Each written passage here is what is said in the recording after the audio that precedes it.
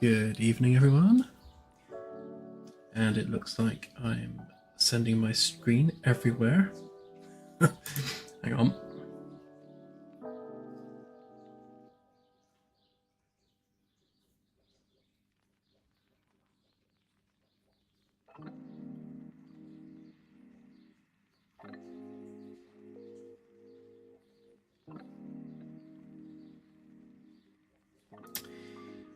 Well, let's just get the right monitor, shall we? There we go.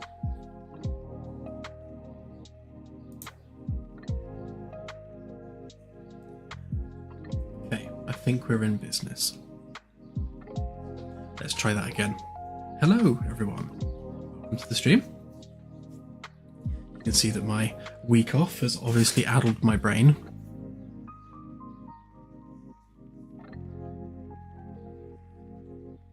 Yes. I picked up a laptop about 2 weeks ago, and I've not really had the chance to just sit down and set it up. But now that I have, I'm going to have to regularly transfer things between my PC and the laptop depending on where I'm working. So I'll be using GitLab just to track changes across the two. So you're going to see a lot of GitLab spam on the Discord. So tonight I'm going to be doing a bunch of modelling work. One of the two things we need to do to get this build out is to finish the front and the back of the ship, at least in a very basic way. So I'm going to try and get all this bit here at least roughly boxed in, so that we've got an airtight hull, if nothing else. And we'll see how far we get with that. And of course, yes, happy Father's Day to everyone in the UK. I'm not sure what countries celebrate Father's Day today. I think the US might do it on different days. But yes, if it is Father's Day in your country, then happy Father's Day. I was put in stocks and then beheaded today for my Father's Day, so yay. I have interesting kids.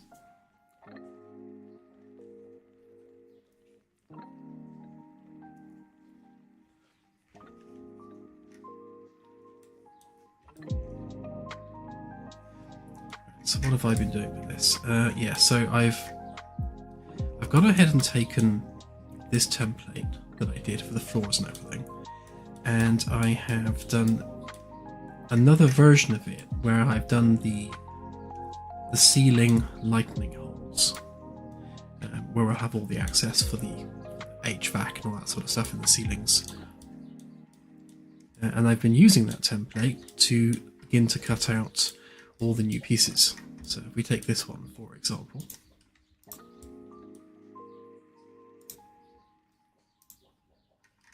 you can see here that I've taken the cutouts directly from the template, which dramatically speeds up the process of just fleshing out these parts of the ship.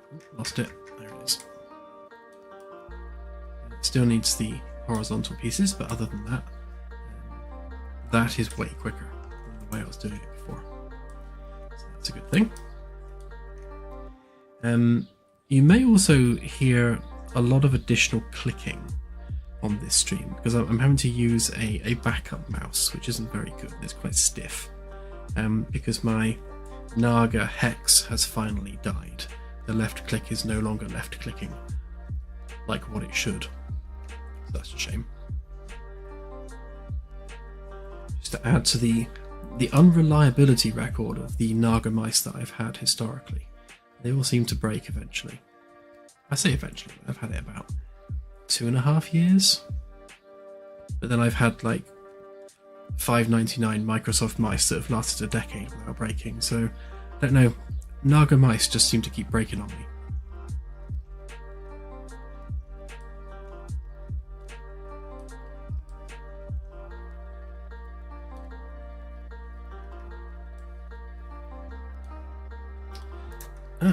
It's a plan of my house.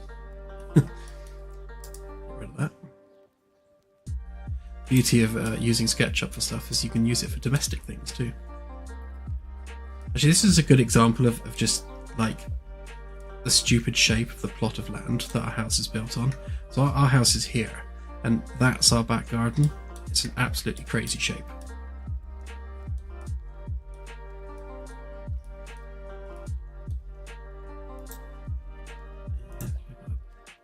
Better version of it somewhere. Maybe, maybe not. Oh, there it is.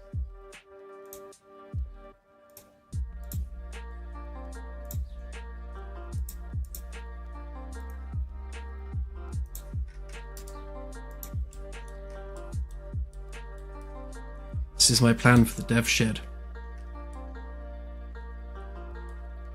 So that there is the shed I'm planning to build in the end of our weirdly shaped garden as our dev shed. So that will give me, it's not very big, it's about 3 meters that way, so it's going to be quite small, but I should have just enough room there to have some VR space for doing VR development. So that should be quite cool. There's my old MX-5 that I sadly had to get rid of. I miss that little car. Anyway.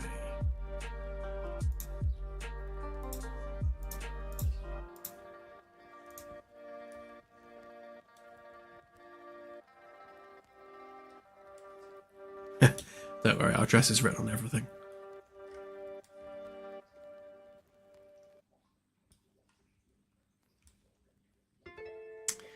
Right. So, where shall we get started with this?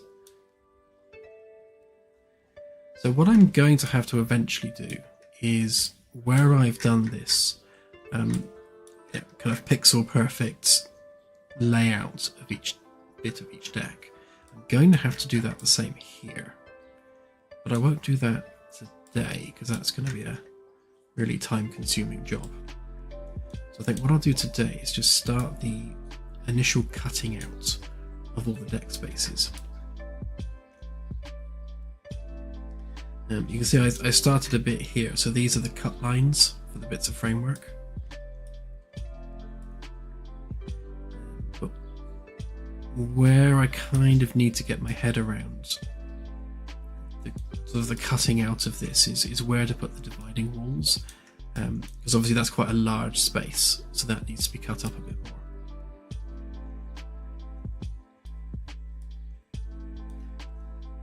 The question is, do I still have the rough outer hull?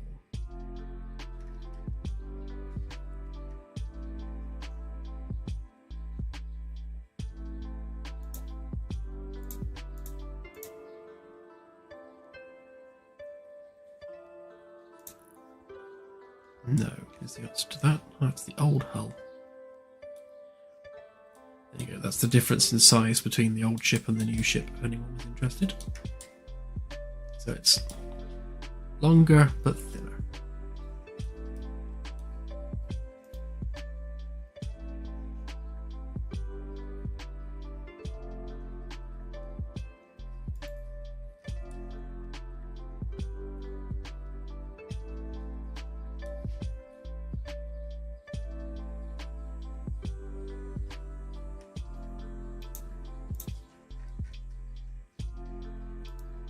Ah, there it is. I knew I had it on a layer somewhere.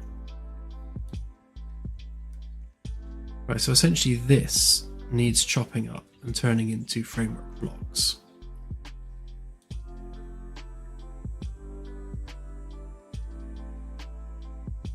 Why did I decide to change the ship shape? Well, mostly because if we take a look at this one,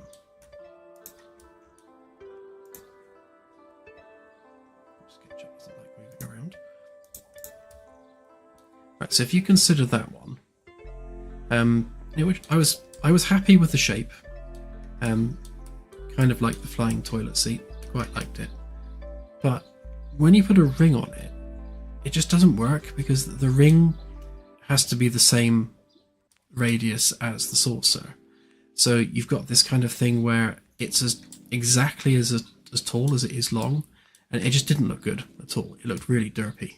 So stretching it out like this, so keeping the ring relatively the same size but stretching the ship out, just makes it a lot more streamlined, and the ring isn't anywhere near as imposing when the ship is longer. So kind of that's why I stretched it forwards like that. And it also gives me more space at the front of the ship for things like the park and the med bay and all those various bits and pieces. Essentially, yeah. So if the ring has the same diameter as the saucer, then you have essentially made a sphere. And it just, it didn't look good. This is much more streamlined. And I prefer, or rather I have more freedom in terms of the engine placement with this one as well.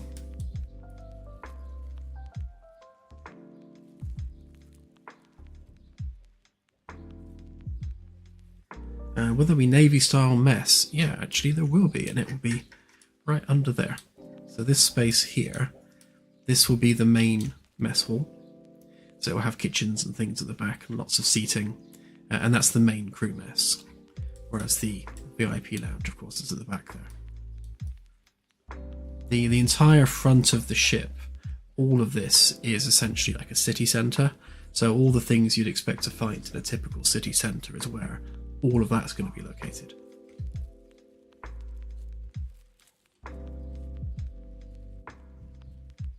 And yes, this is split between D and E decks. So you've got D deck here, E deck below.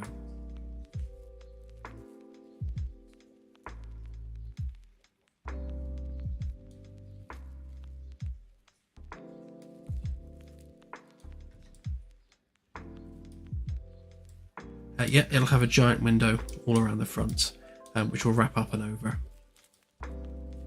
It's also going to have a big skylight here as well.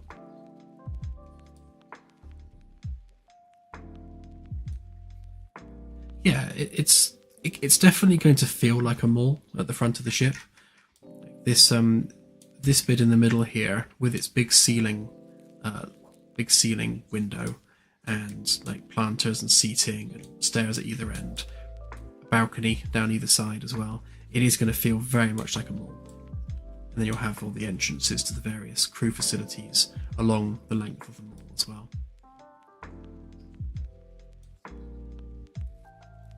I really want it to feel like a city centre on Earth.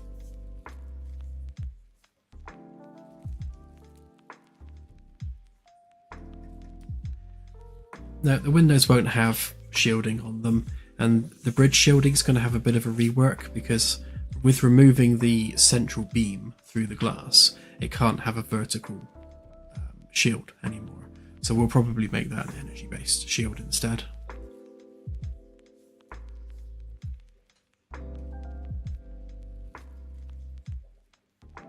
Yes, the demo will get an update. That's going to be as soon as I finish this. So I had 2 jobs that needed to be finished off. The sensors needed finishing and polishing, and I'd say I'm about 80% done with that.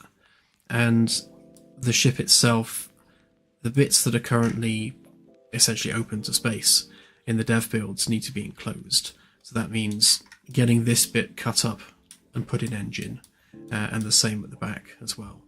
And all this kind of needs rounding off and made looking nicer. The engines need doing properly. That's just me throwing some shapes together. That's not actually the finished design. And we need some nice pylons as well for the engine supports. But once that's done, and once the sensors are done, then there will be a new demo update going out.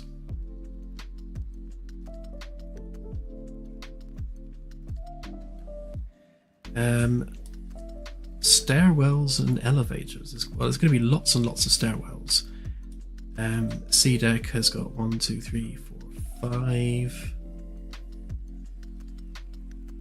Yeah, at least 5 on C deck. Maybe 3 lifts, maybe just the 1. I kind of want to do something ornate in the middle of these side stairwells. But in terms of practicality, a lift would make more sense. So I'll see if I can do an ornate lift instead, kind of mix the 2 up.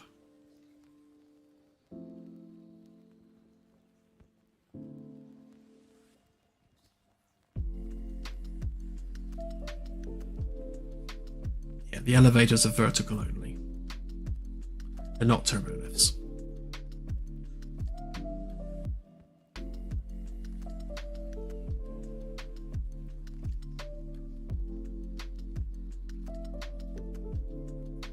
Yet you'll be able to get up through the engine support struts. In fact, this entire area underneath here, this is all going to be engineering space. So you've got the RCS pods here. So where this dude's hanging out, there's going to be the actual RCS thrusters themselves are in this cutout area.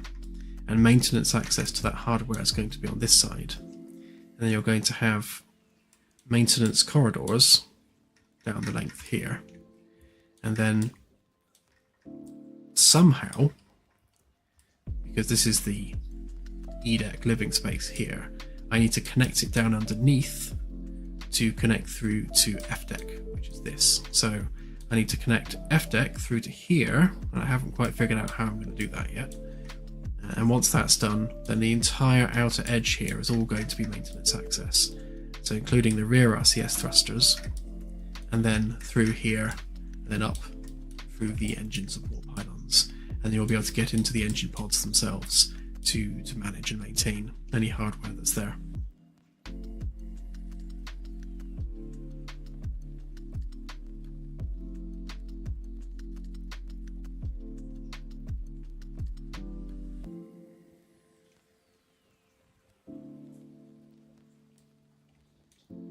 It doesn't take as long as you might think to traverse the ship. I mean, you can go from nose to tail in a minute, 2 minutes, jogging along. Yes, it's 300 and something meters long. I can tell you exactly, actually. Let's measure it. It should be practically 300.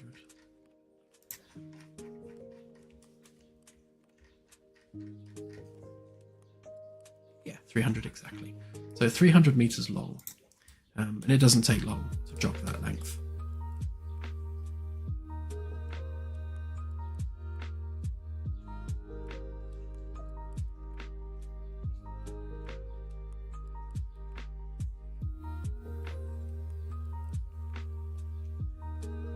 Yes, the blueprinting is this. So I'm planning out each deck in 2D before I build it in 3D. And then I'm making sure that I add all the different wall cavities and things as part of the 2D drawing, so that I can just extrude that upwards to create the 3D model.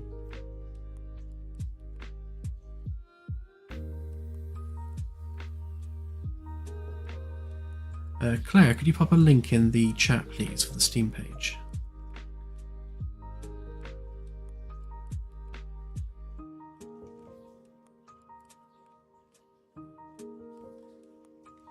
Thank you. Yeah, engineering's not moving, it's still going to be in the middle. So the reactor room is going to be in this space here. So F and G decks are going to be largely as they were. So the central column of the ship is pretty much as it is in the demo. It's just all the decks have been separated a bit more vertically. They've gone from a 50 centimeter cavity up to a full meter, just to thicken the hull a little bit, because otherwise it looked really thin from the side, just because of how wide it is. The decks need a little bit of thickening. But yeah, so F and G deck, largely as they are, again extended vertically. I might make G deck double height, so the whole thing will be G deck, and then you're just going to have maintenance access down to the ring through just a gantry like stairwell running down here, and this will have all the capacitors and things as well for the FTL held in this column.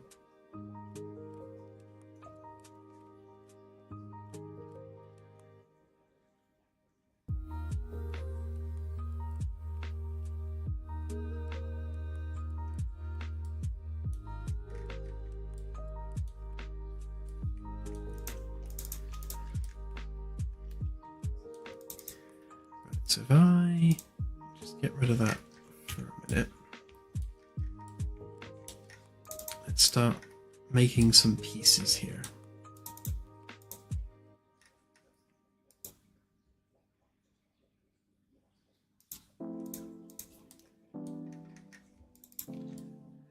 Yeah, exactly that. The NPC pathing is currently needs to be rebuilt because everything's not where the NPCs expect it to be.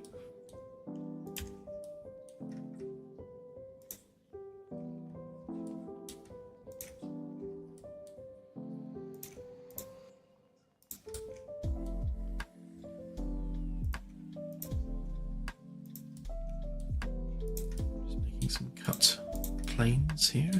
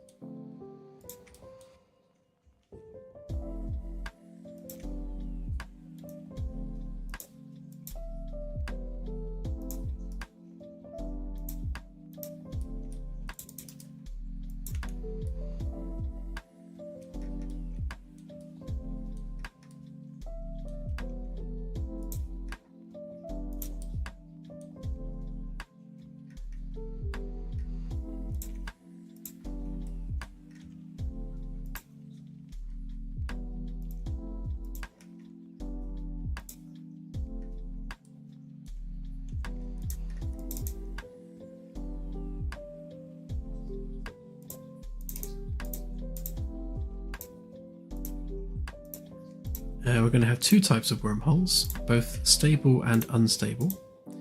The unstable ones will have generally a set entry point and a completely random exit point within a certain radius. So we'll decide procedurally where that wormhole comes out, and then the exit point will vary. And you won't be able to get back in that wormhole. So the idea with the unstable ones is that they are a bit of an adventure because you don't know where you're going to end up, and you're going to have to get back the long way. Whereas with the stable wormholes, there'll be ones likely that we add manually, and they'll be there with stable entry and exit points, and you can travel into them both ways.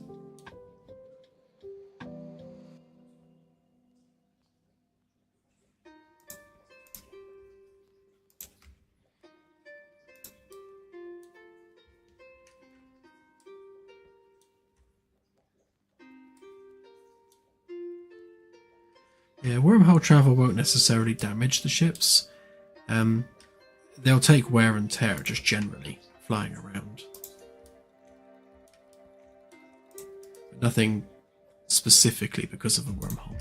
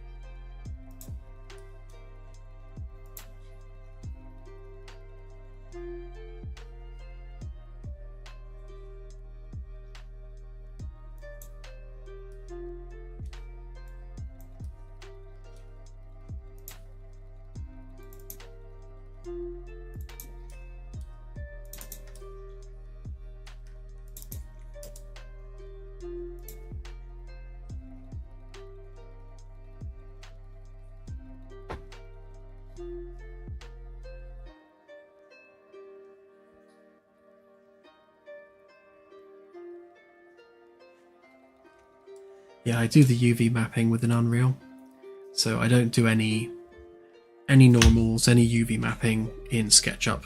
I just do the base geometry and then any texture groups, and then all the actual UV mapping itself is all done within Unreal. It's got much more robust tools for that than SketchUp has.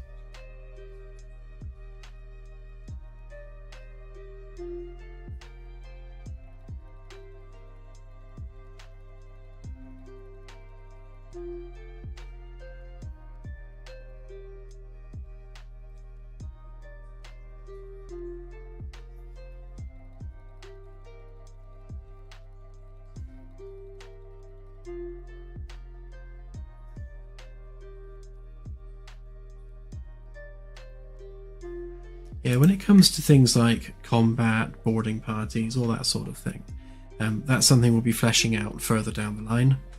To begin with, we want to get the exploration gameplay done and polished, and then we'll have a look at combat and where we can go with that.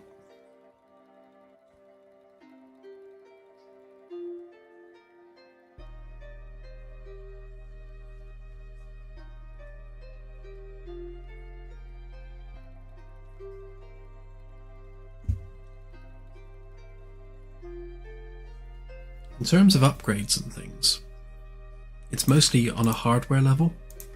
So, sectioning out of the ship, this is the construction aspect of it. So, like this piece will be a separate piece that's constructed separately to the rest of the ship, and then welded into place as part of the final construction.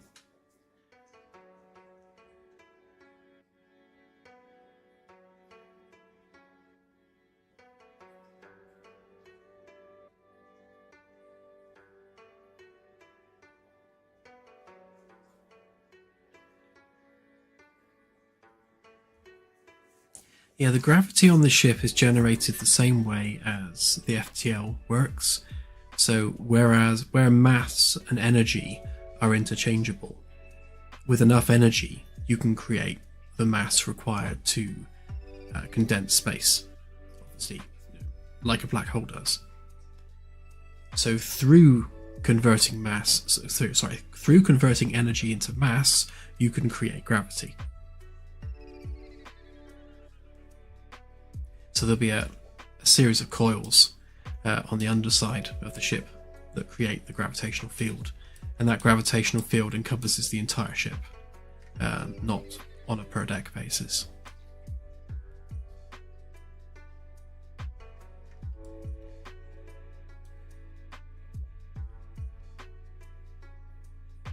Obviously, the gravity generation will be something that can break and something that will need to be fixed, but those things won't be added until we've got a robust way of actually navigating the character in a zero-G environment. Once we do have that, then yes, gravity will be something you can turn off.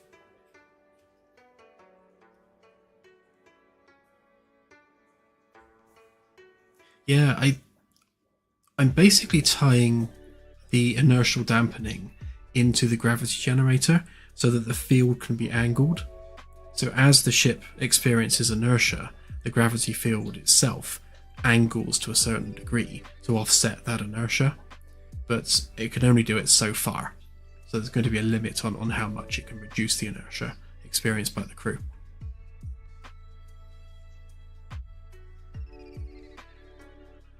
That's a lot of questions, eChamp.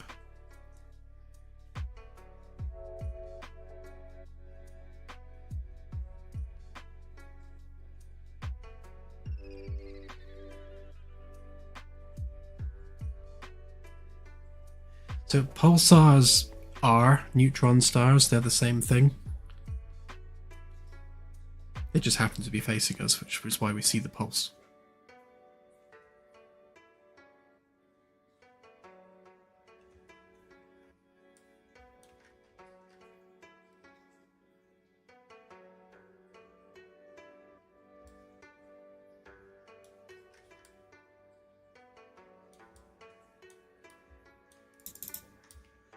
Right, so this piece here needs to be 2 pieces. Let me just extract that from there.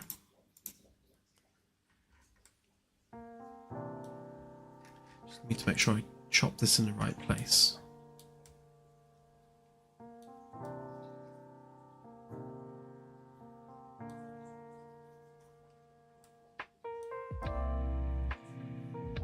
So the template should already be in the right floor height.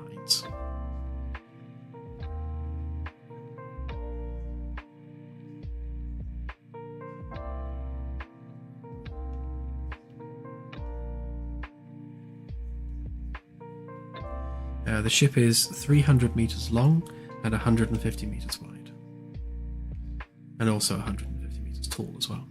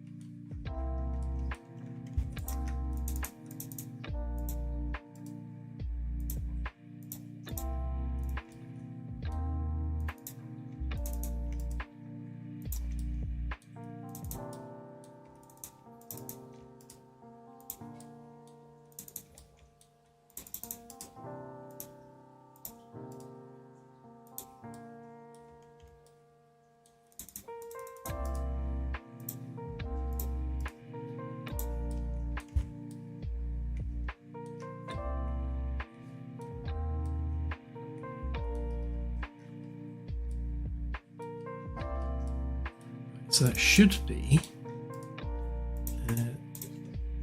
oops, I didn't want to explode that. Right, yes, that's the top and the bottom of the front RCS ports. So that's the D deck and E deck upper hull.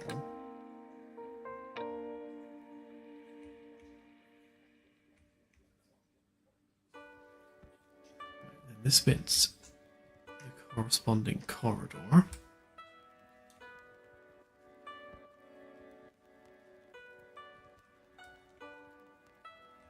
So one of the things that needs to be done here is this length needs to be split up into 250 centimeter chunks,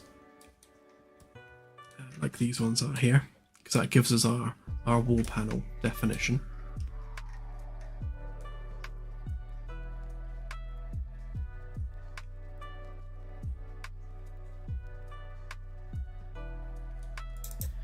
Right, so if we just thicken this.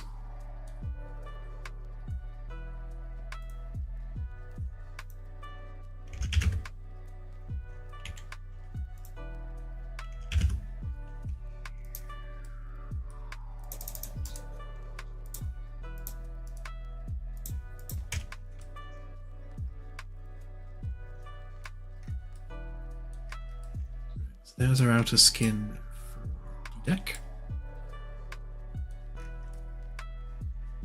And we've got this piece here as well.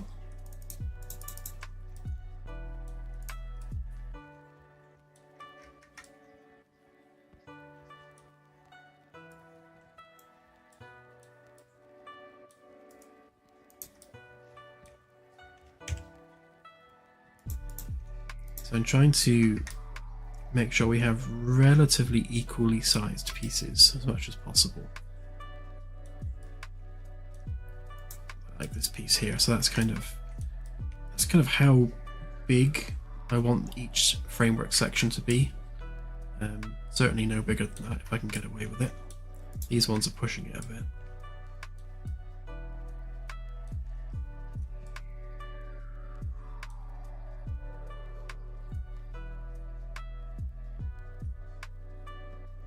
Yes, there will definitely be a dev build after today's stream.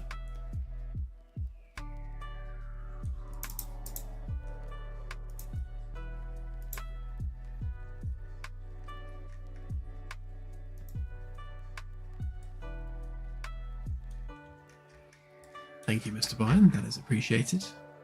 Yeah, it was a tiring week, as going away with the kids does always tend to be.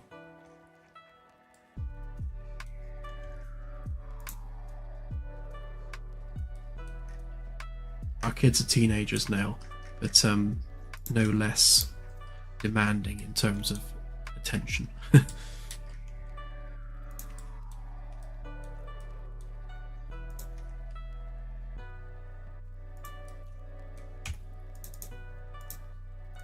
I have a 16-year-old son who is autistic, and things like going away on holiday is like the most exciting thing in the world, and yeah, keeping him entertained throughout all that excitement can be very, very draining. So it was a nice break, but I kind of need a holiday to go over the holiday, which I think is a fairly common thing.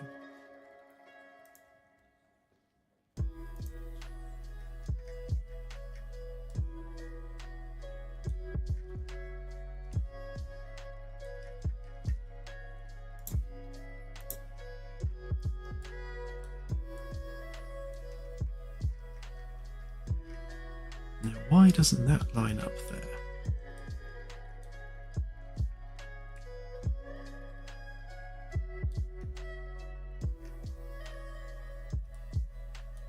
Imagine that's something to do with the fact I've used a very low resolution curve. So what I'll do is I'll just explode the curve, get rid of the last line there and just join them up. When I actually add the proper template, that'll have a lot more edges to it and it'll be a lot smoother of a curve.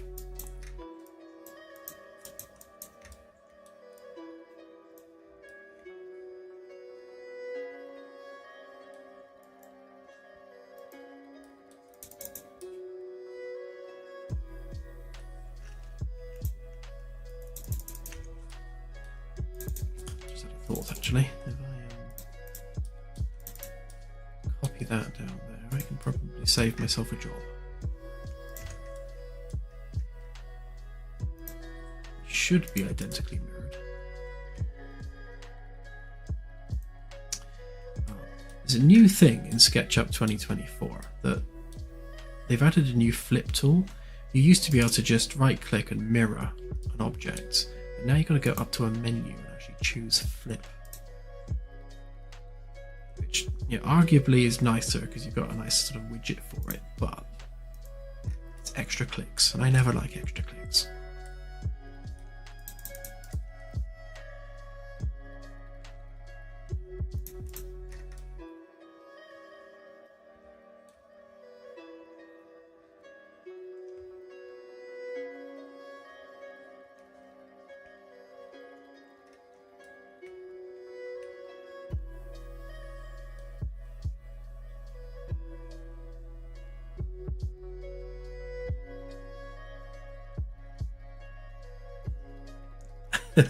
Hang on, let me step up to my mic a little bit. Red alert, all crew members to their stations. There.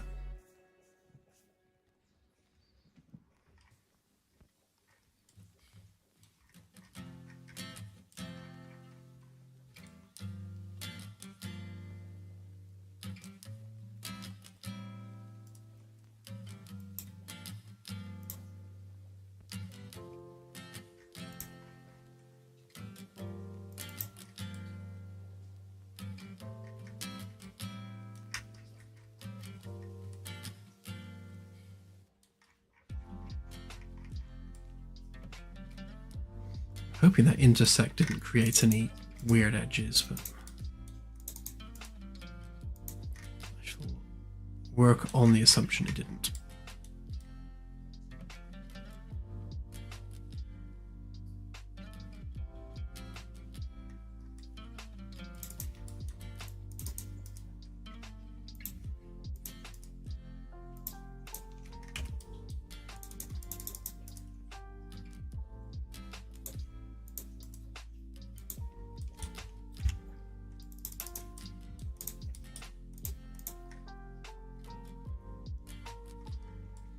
My stepdaughter's always making animations with her friends, and I always end up getting roped in to do the voice work.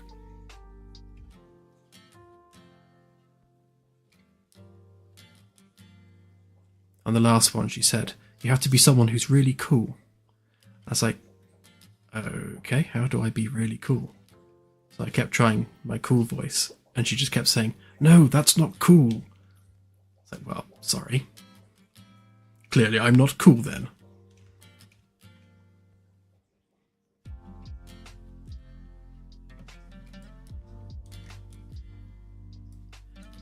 I went with my default surfer dude instead, which is like, "Cha, dude."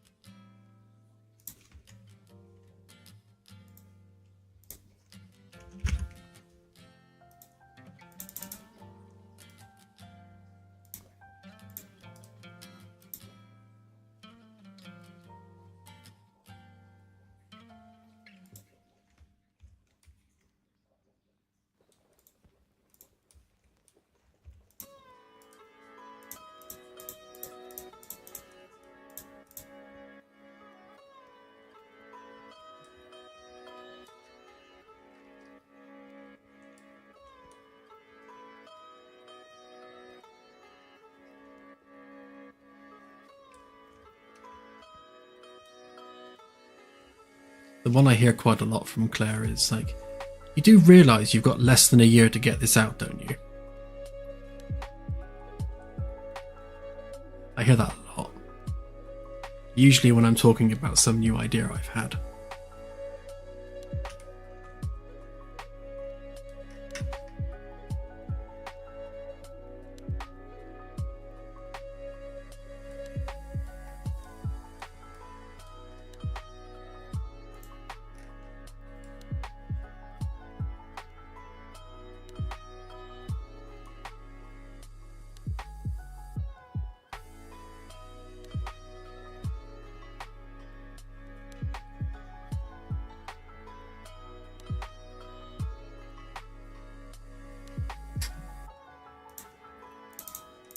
Yeah, Claire is she is the mistress and gatekeeper of feature creep.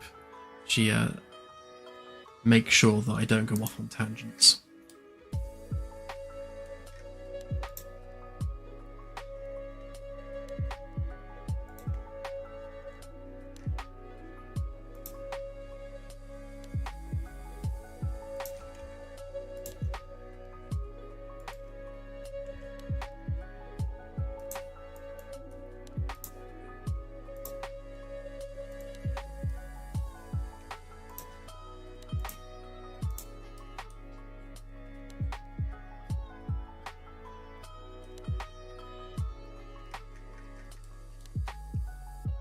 I remember giving up on this bit a while back.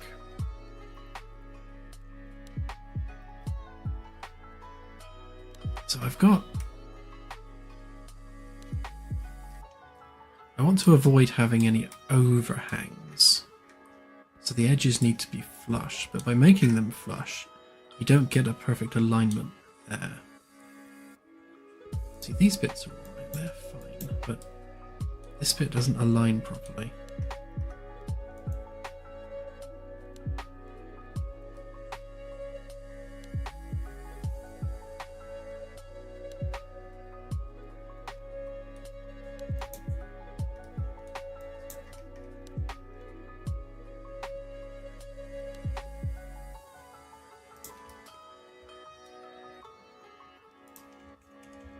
I would drag Claire in so that she could say something in her usual seductive voice on stream, but she has a bad knee at the moment and she struggles to get around, so I won't force her in here.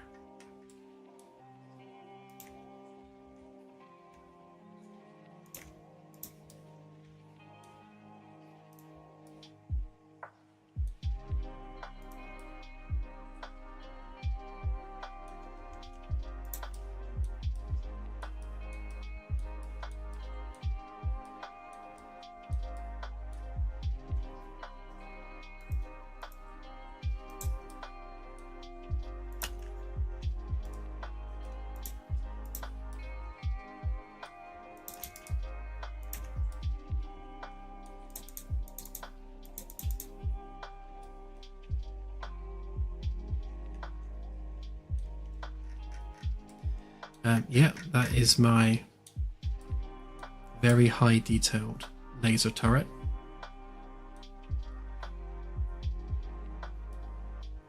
Practically final. This room here is going to be one of the weapons control rooms. It's going to be 2 decks tall, and there'll be a turrets underneath as well. So there'll be one above, one below, and they'll be connected in the middle through this room. And this room will have the capacitor banks for the lasers and also the railgun. So same capacitors used for both. And it will be a dual mode turret, so it can switch between lasers or railguns. And the magazine and stuff will be in here as well for the railgun slugs.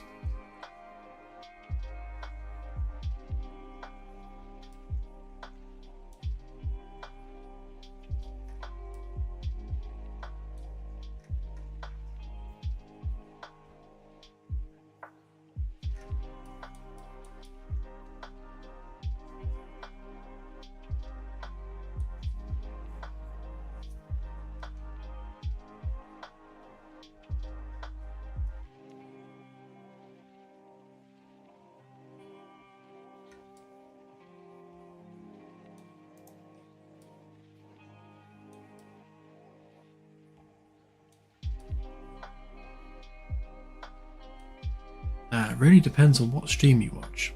I think the last 3 streams were all in-game development work.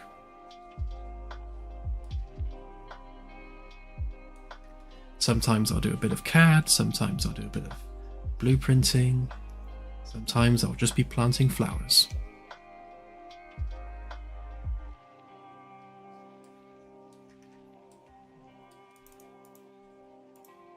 Although, to be fair, it's usually Claire that does the flower planting, and then I come along behind her and remove them, because I'm a horrible game dev.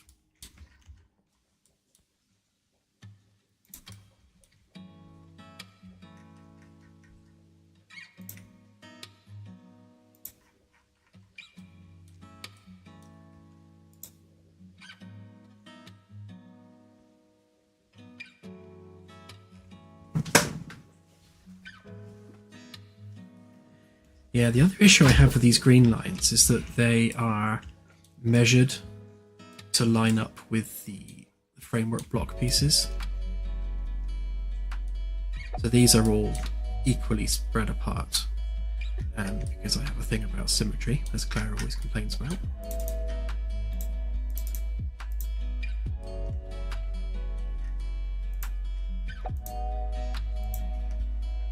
I'll run with it for a minute and see where we get with it.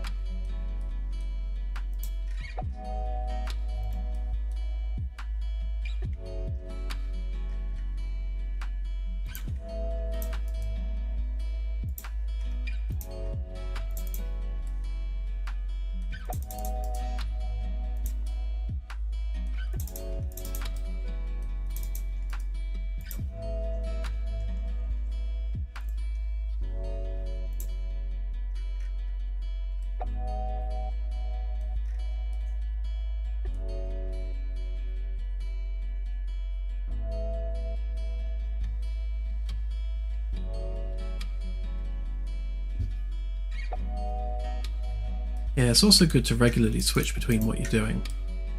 One, because it gives you a break. A change is as good as a rest and all that. And the other thing is that if you don't do something for too long, you forget what on earth you were doing. Or at least I do.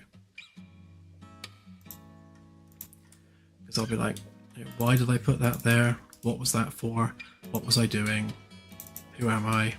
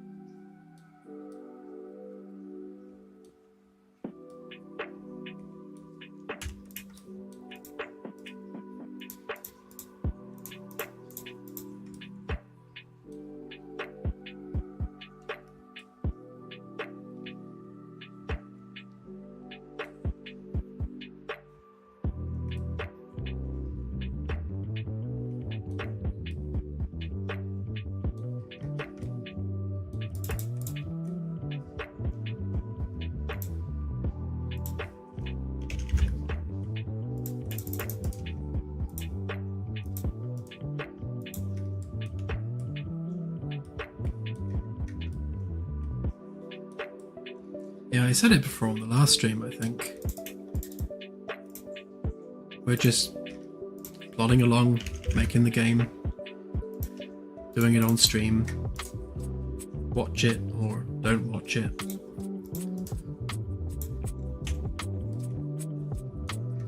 Not everyone will find CAD work interesting, so if that's the case, don't watch the cat streams. Wait for the development streams where I'm working on code instead.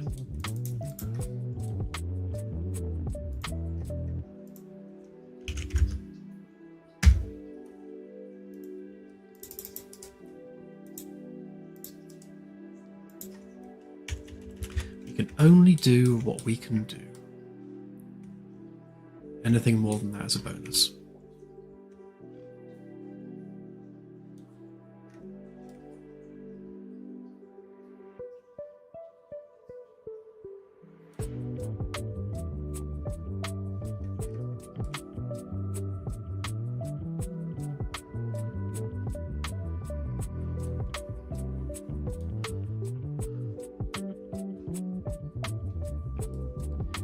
I have no idea what the wattage of these guns will be. We were talking about that in the electrical engineering channel on the Discord, and essentially once all the ship's systems are all plumbed in, then we'll have an idea of what the power usage needs to be, because we're kind of limited by physics, especially when it comes to voltage and voltage being able to bridge gaps. So there's only so much voltage you can apply to a cable before it starts arcing to other cables. So the overall electrical usage across the ship, it needs to be within these voltage constraints.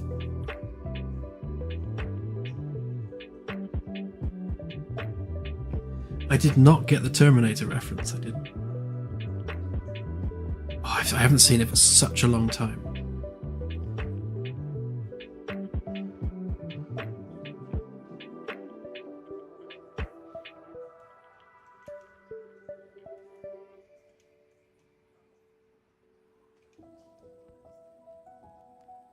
Yeah, the model should be 3D printable. It is already divided into pieces. You'd probably have to come in and add some support structures. Probably for the ceiling pieces, they'd probably sag. But that aside, yeah, it's probably 3D printable. I will be definitely releasing the SketchUp file when I'm done with it, so yeah, people will be able to do what they want with that. Within reason, obviously. But yeah, if you want to take the SketchUp file and then try and 3D print it, then feel free.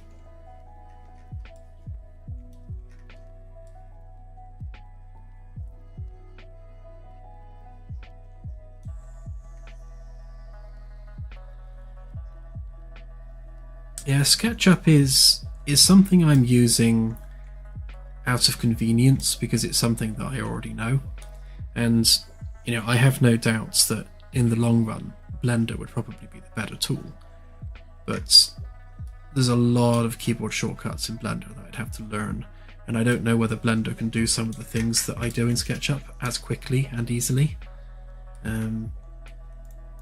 So yeah, it's not that SketchUp's my favourite tool, it's just that that's what I'm used to using.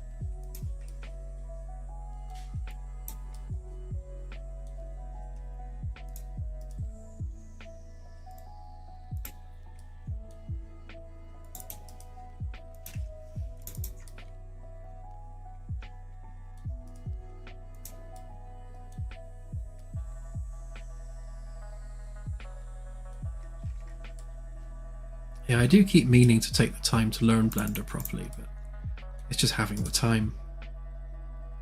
I do have it installed and I have fiddled with it. I used to use Blender for doing all the face weighting on the models, but then Unreal 5 came out and they have built-in face weighting, so it means I no longer actually need to use Blender anymore.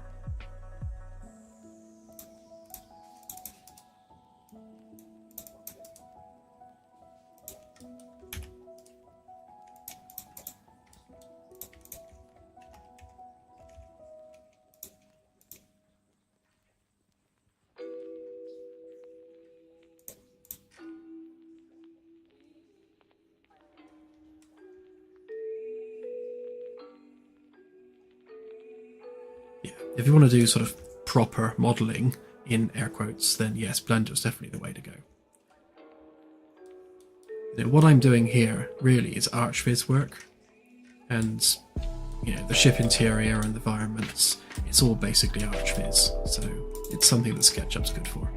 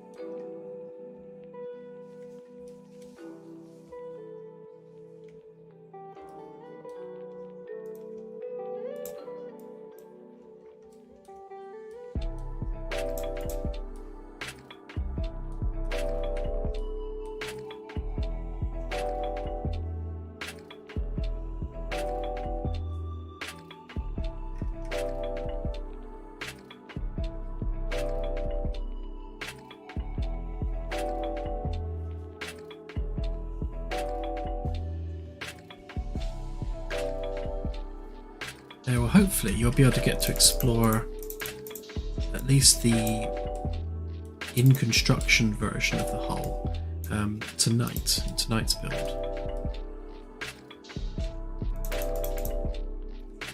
I should be able to get the full front of it. Obviously, because it's mirrored, I only need to do this bit, and I can get that in engine.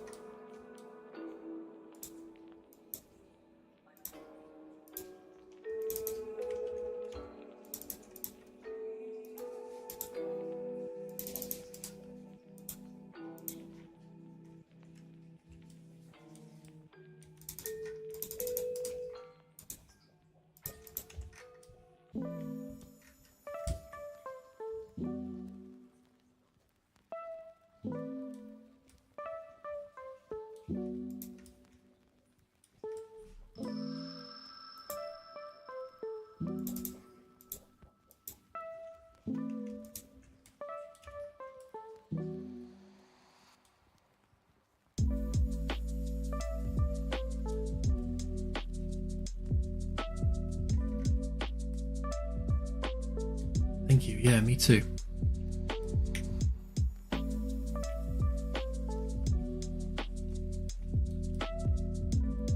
think to keep these chunk sizes to a reasonable scale, definitely going to have to cut that down there somewhere.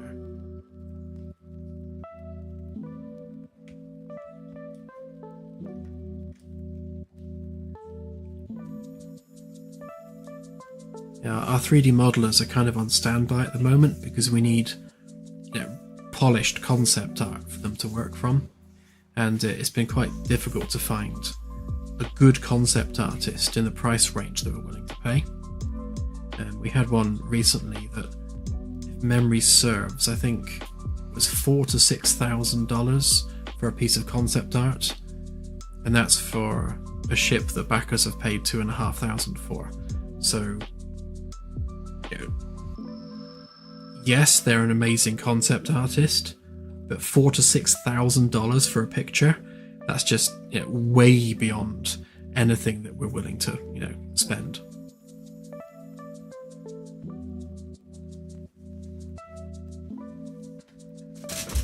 So we're still searching for a good sci-fi concept artist that has prices more in the region of what we can afford. You know, $500 for a piece of concept art, sure, but not $6,000.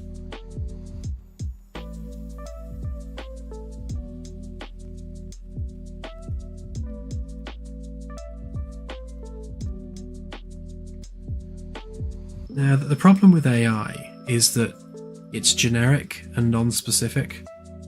So, you know, we need a concept artist who can speak to the backer in question, walk through the design with them, and, you know, build something which is specific to something that they've envisioned.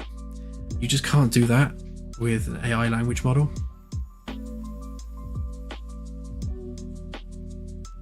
And yeah, as Claire just pointed out, we also have international law to think about.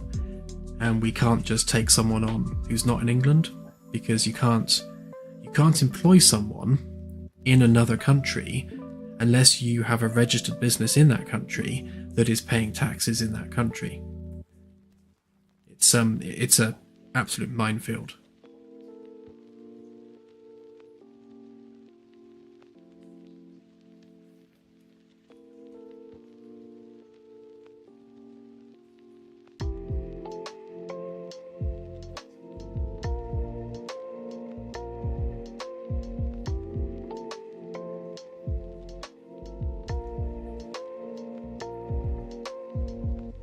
Yeah, the other issue we have is there's a rule where if you are employing a contractor abroad, and let's say that they're self-employed, so they are just, you know, paying their own taxes and contracted on a permanent contract. If we treat them like they're an employee, like we say, you know, we expect you to do 40 hours a week, and we'll give you this much money, you know, per hour as a contractor, and you essentially do whatever we need you to do during those 40 hours a week, then in terms of the law, that is considered full-time employment. So regardless of whether or not they're under contract as a contractor or they're self-employed as a contractor, the law will treat that as being an employee, and then we get fined for treating a contractor as an employee, and it gets really messy. So yeah, so you have to pay, so either you have a company registered and paying taxes in the same country as your employee, and they are employed by that business, or they are an established contractor and you pay them for a job, and you have no control over how many hours they work, when they do those hours, or whether or not they subcontract to someone else to help them do the job. And that's how we stay on the right side of employment law. It's frustrating because we would just love to employ the best talent wherever they are in the world and just give them, you know, a decent wage for a decent job. But sadly, you know, international employment law doesn't work like that, because governments want their taxes, and you can't employ someone without paying taxes in those countries, which you can't do unless you have a business in those countries, which you can't do unless you're a resident there, which we're not. So the whole thing's just a mess.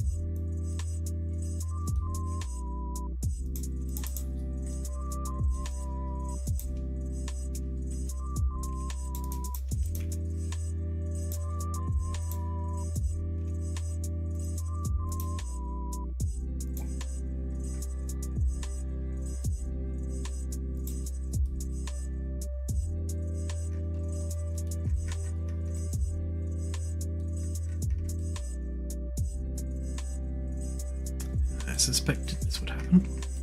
So essentially the curve of the existing ceiling piece has less overall geometry than the template underneath, which is why we've got this gap. But that's fine, because when we do the big template to it, that'll fix that. But that framework chunk is way too big, so that needs cutting in half. So the question is, so I suppose those pieces are alright. This one's pushing it a bit, but it's fine. That one can be fine. So really it's just this one that needs chopping in half.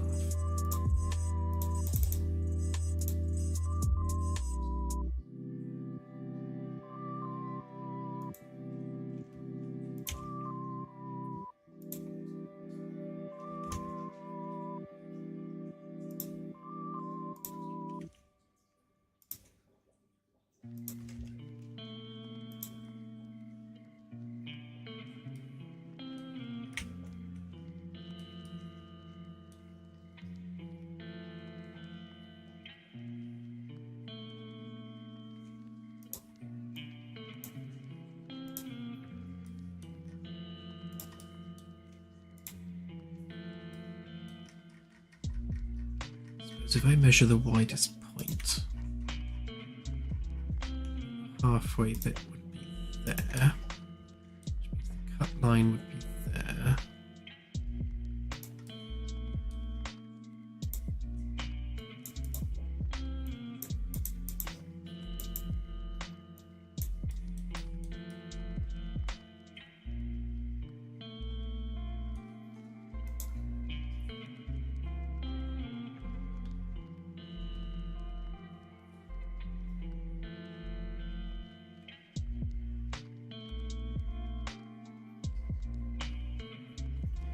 Thank you, Peter, that's appreciated. Claire will dutifully sort you out with your roles and things on Discord.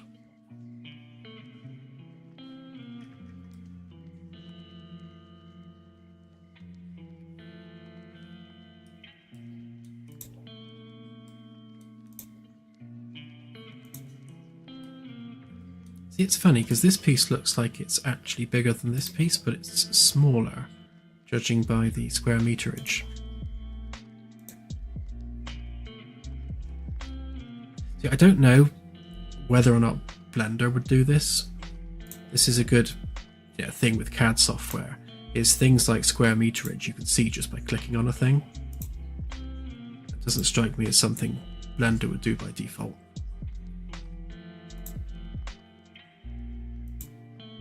So that tells me that this line needs moving slightly.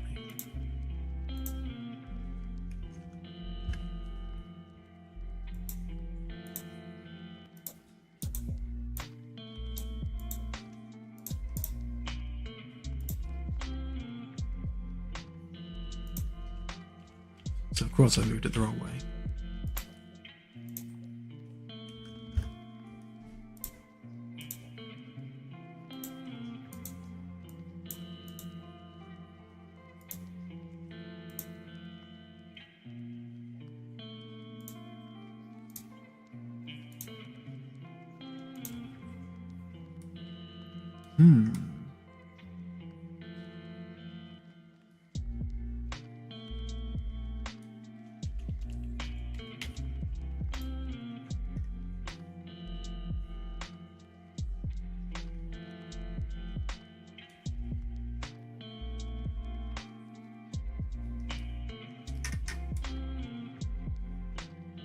I'm not happy with the size of that. Just trying to think what else I can align that with that would make sense. What about the middle of there? So the midpoint of that is there, which would be there, which would give us that bit there. And that then lines that panel cut up with the center line of this, which I prefer.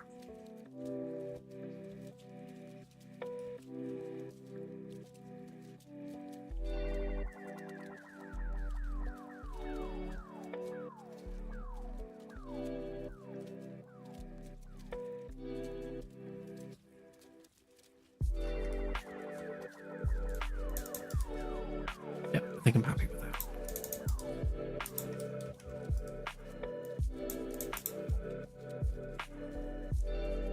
Yeah, the rendering of planets and moons and things isn't really the realm of 3D modelers, because most of those things are just spheres with textures on them. So it's not modeling those objects that's the challenge, it's the generating of the data that drives those objects, which is the difficult bit. Like with moons as a perfect example. So there needs to be a defined data structure to hold the data for those moons for each planet, and then the UI listing those moons needs to be built so that each planet has that tree structure, so you can expand the tree and see all the moons. So all of that is code work, not modeling work.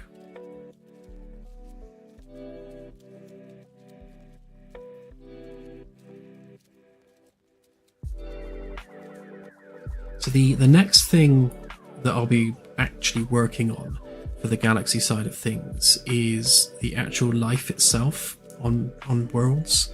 So we're at the point now where we've got the galactic regions themselves kind of refined and honed in. We've got like a background political state as such for those areas kind of built and designed. And all of that's now being generated procedurally. So the next thing to do is to actually put that life onto individual planets and have that explorable via the sensors. And that's really the last thing that's going to be added before we update the demo.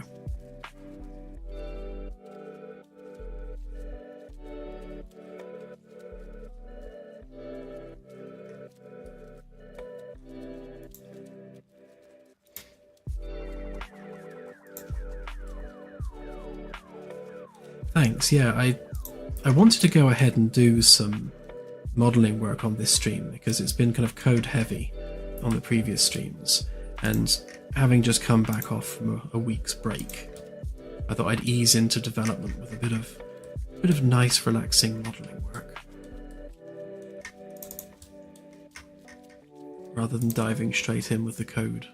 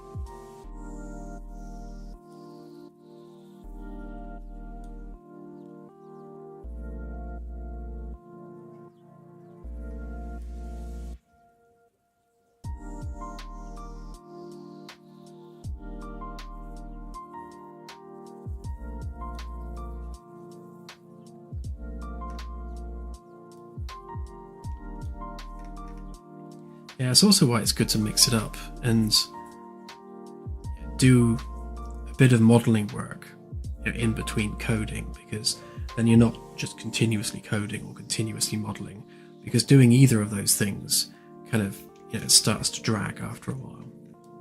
So by doing both, you get that mental break.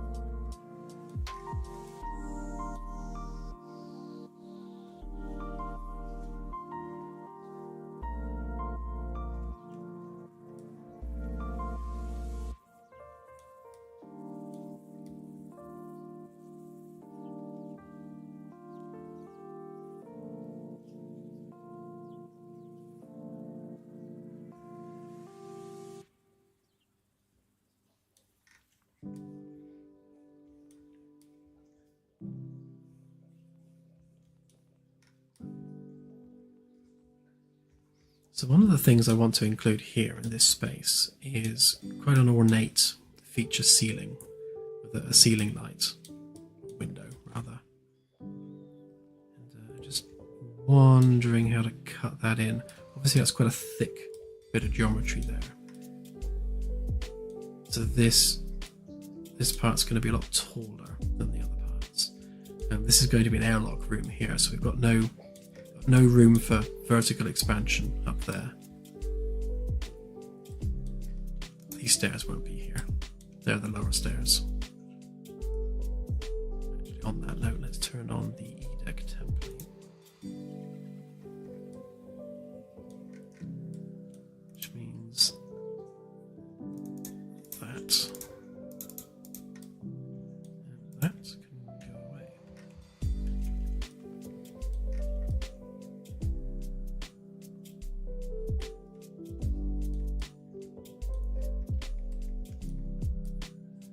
So this is going to be open from the bottom there all the way up through here. So it's going to be quite a lot of vertical space.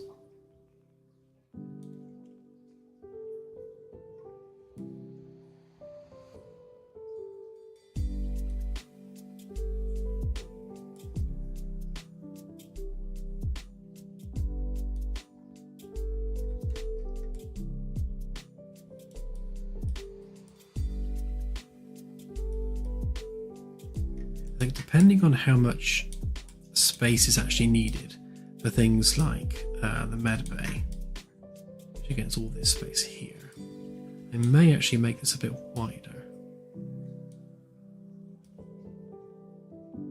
Ultimately, the wider I can make this, the better. But this is going to be the cinema in here, and here's going to be a sort of a bar and entertainment area. Somewhere there's going to be a bowling alley, maybe down here. And like some arcade machines, some pool tables, that sort of thing.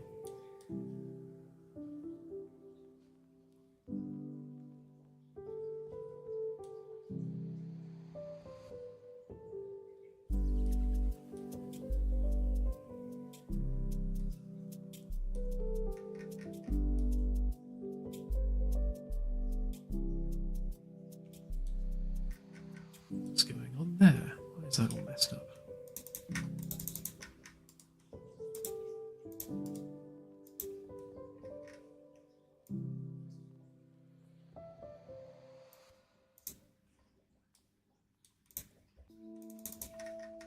It's better.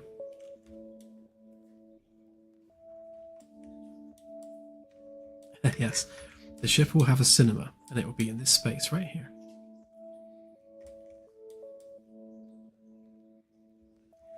The video screen that's currently in the conference room is kind of the test for that. It'll be nice to have the big screen with the auditorium and everything.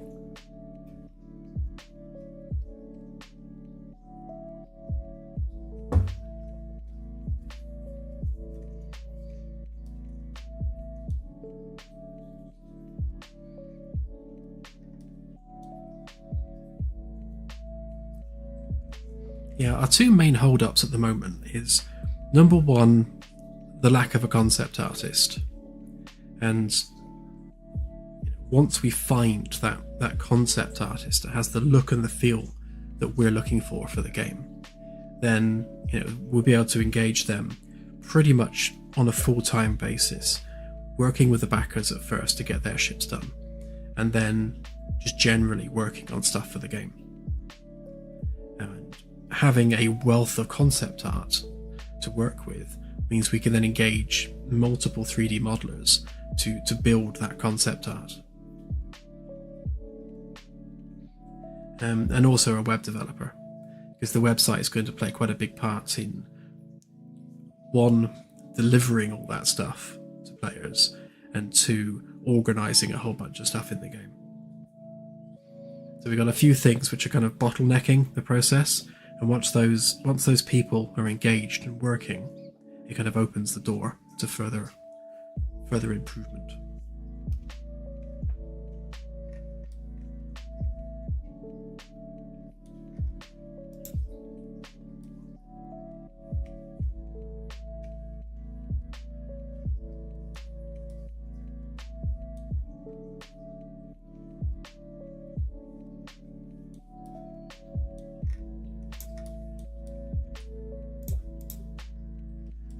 Let's start naming some of this stuff.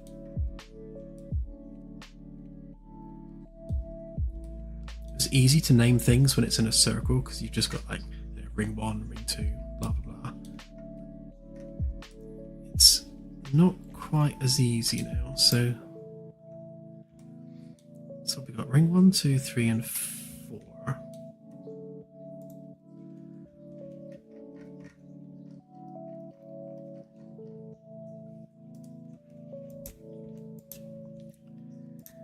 So this is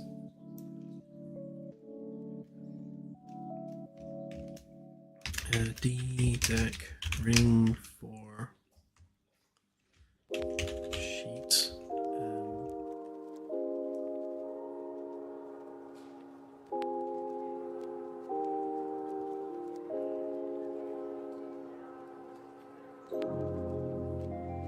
Trying to think of a way of describing where it is.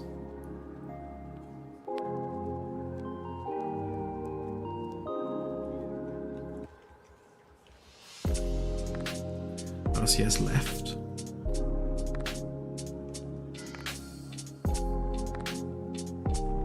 Actually, because RCS is ring 5, so that.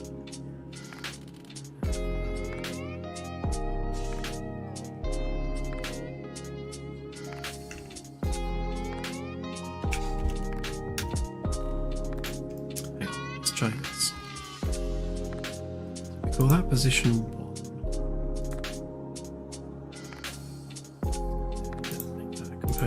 Well, 2.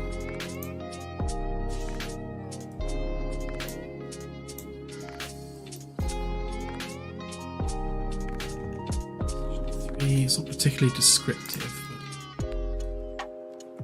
it gives me some idea of what it is.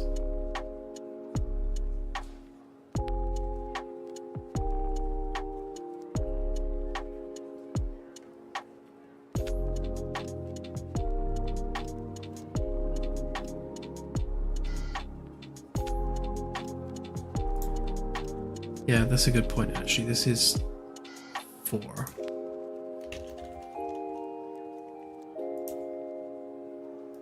Because the aft ones will be different.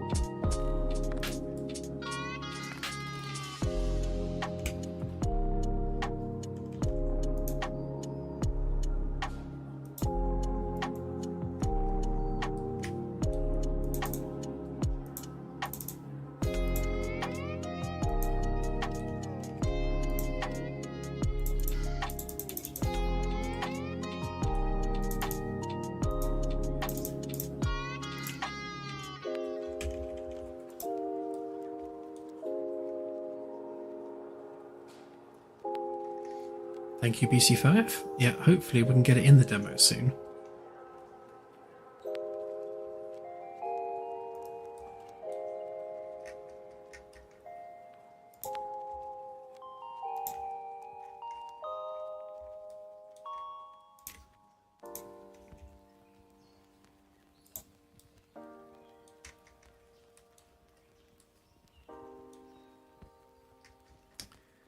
C-Deck is in my way.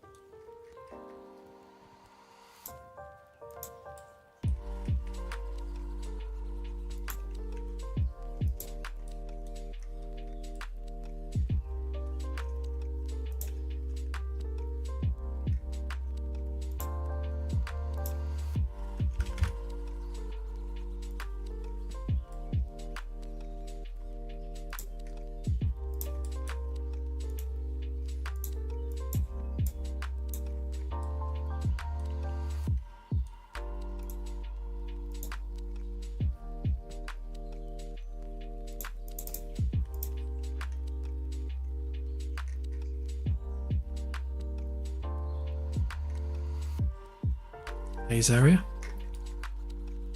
Haven't really missed much, we're just doing some modelling.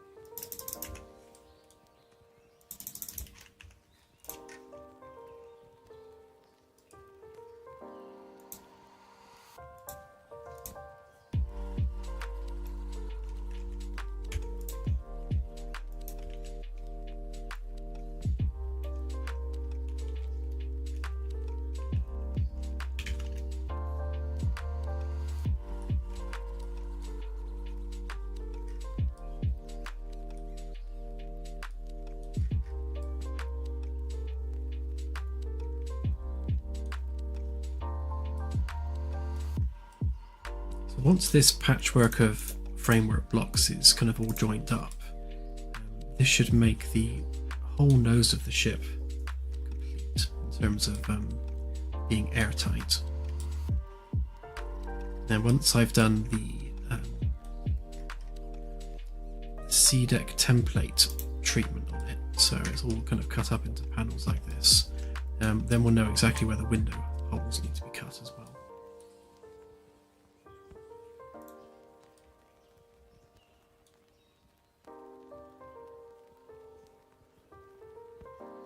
And there's actually two cat packages.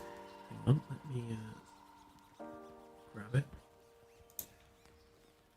There's the Anomalia one, which is that one. Can I post that? Oh, I can't post a link to it. It's too big for YouTube's box. Yeah, so there's one called Anomalia. And there's another one called Anim X.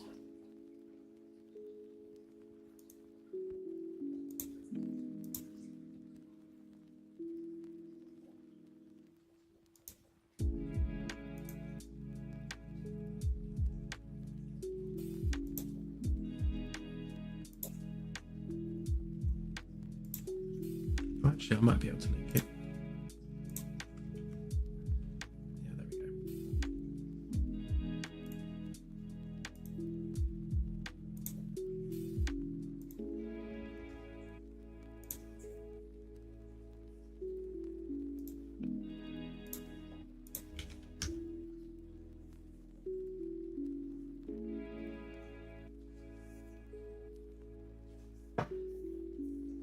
Nope, we don't have a character artist yet.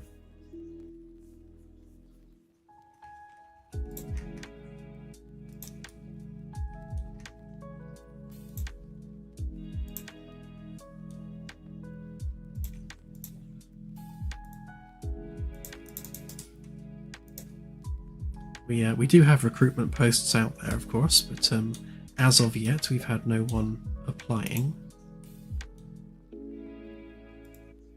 There's only so much you can do. If no one's applying for a role, then obviously you can't employ them. Again, the fact that full-time we could only employ people in the UK, that's a bit of a hindrance because that really limits the scope of who you can take on.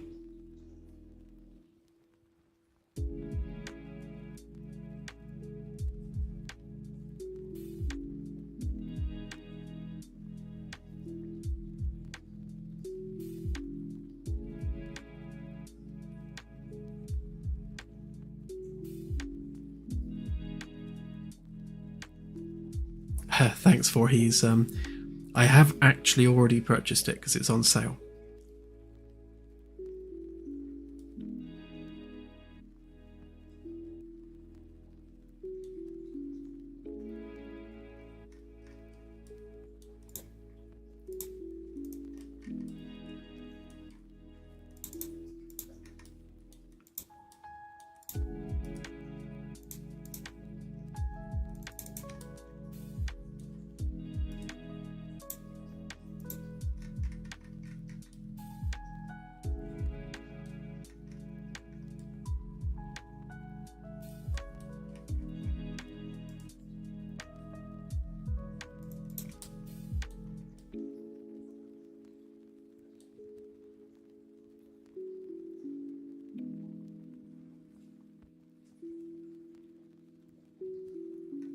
Yeah, as soon as the cats went on sale, I was like, yoink, grabbing that.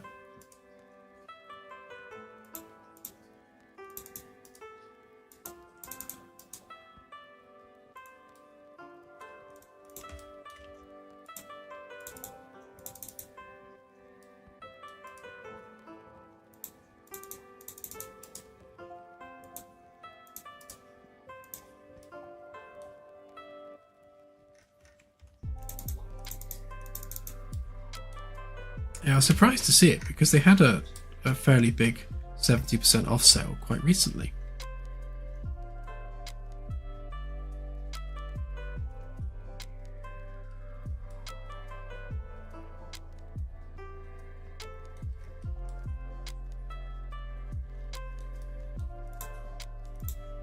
But yes, there will be cats, hopefully, in the next build. A cat. I need to build the pathing for it, though.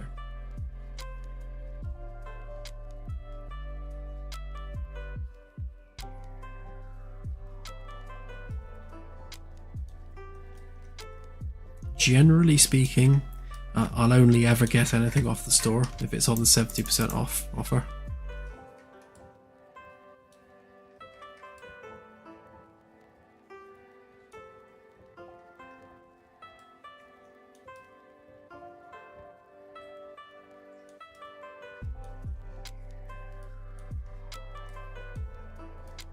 Yeah, we should have a brig again soon. When I do to the back of the ship what I'm currently doing to the front of the ship, then the brigs will be back.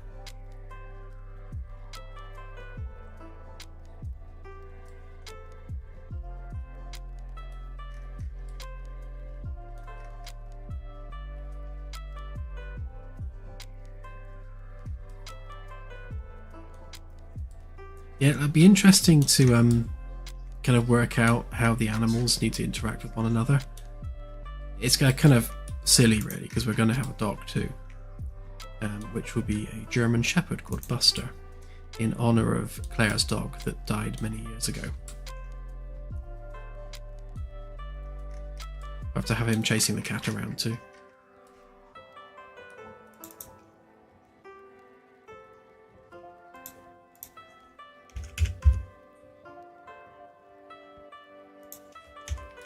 Thank you, God of Bears. Hopefully it will look even better once it's finished.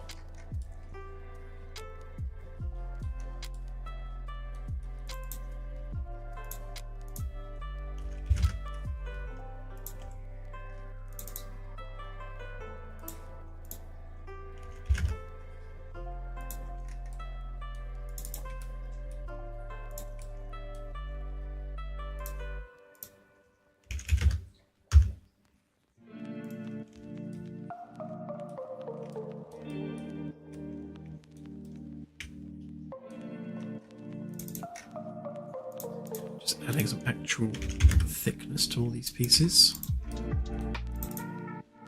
These are 1 inch thick gold/titanium alloy panels,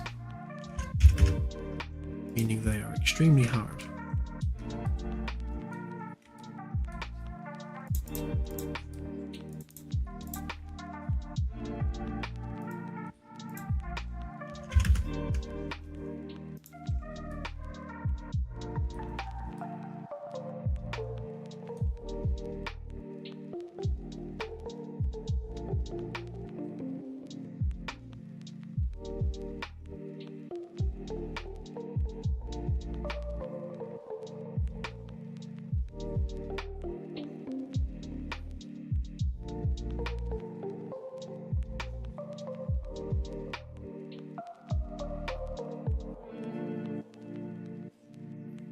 Yeah, the ship is essentially a daisy chain of ever-expanding switch boxes. So you've got the main breakers, the main switches in the engineering section, and then you've got per deck breakers, and then you've got per corridor ring breakers, and then we'll even have like consumer units in the rooms.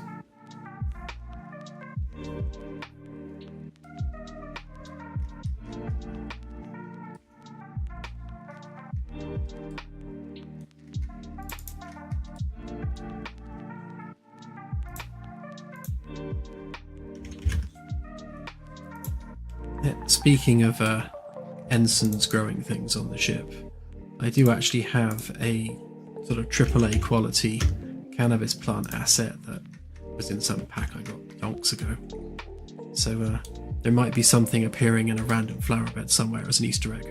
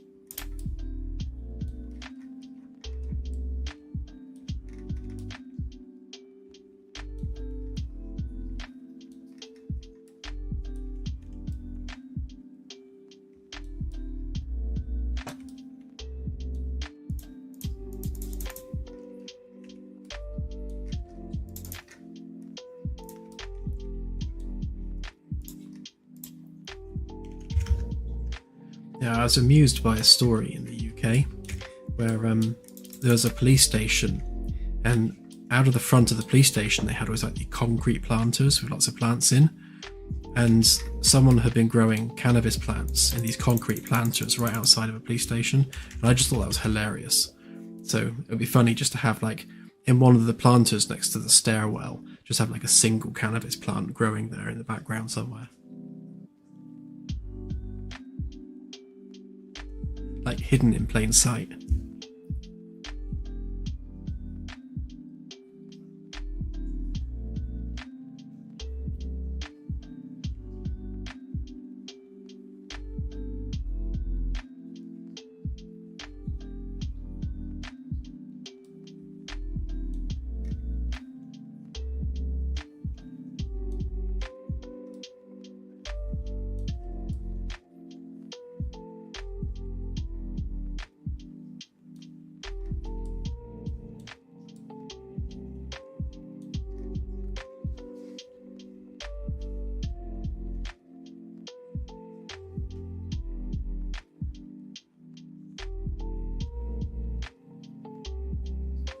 Yeah, I was discussing it with Claire, and her immediate reaction was like, "Oh, you can't do that." But then I thought, well, it's just a bit of fun, isn't it? Some random ensigns planted themselves a pot plant in the back of a planter somewhere out of the way. It's all a bit of fun.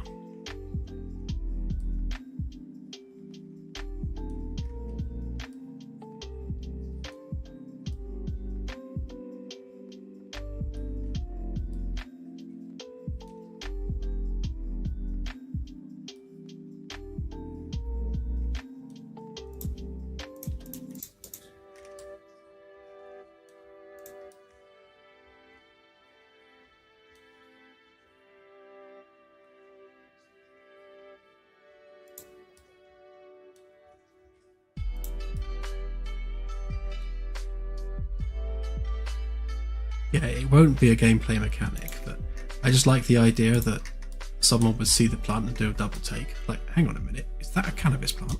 What's that doing there?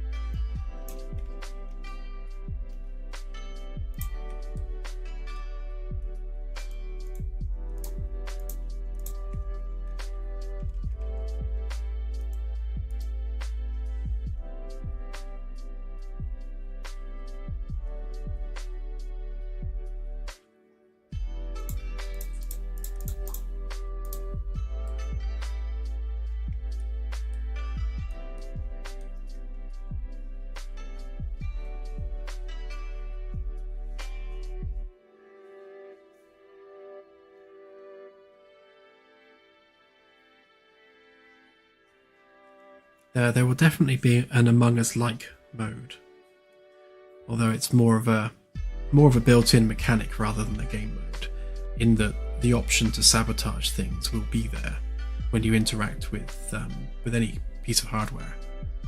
And then the more often you do it, the more chance there will be that you left evidence behind that it was you. And the internal security role will have the ability to see who did what.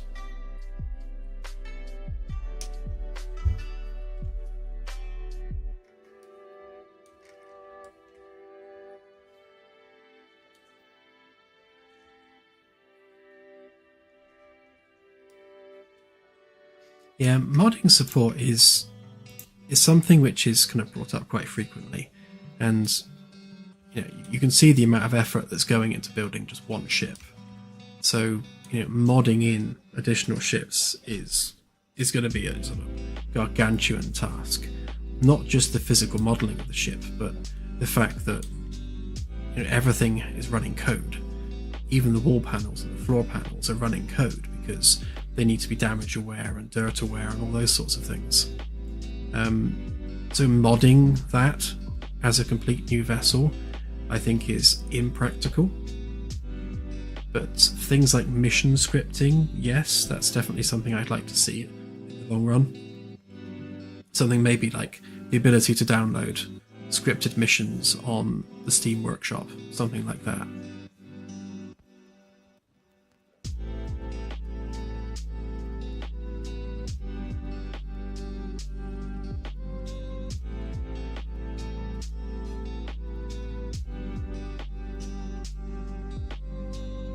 Yeah, the sabotage would be to physically damage something. So when you interact with that object, if you select the sabotage option, then you will break the object, not just like unplug it. And that will mean that will give you a cooldown timer. And if you go and break something else before that cooldown has elapsed, then there's a very high chance you'll leave evidence behind that it was you, which the internal security will then find out and come after you.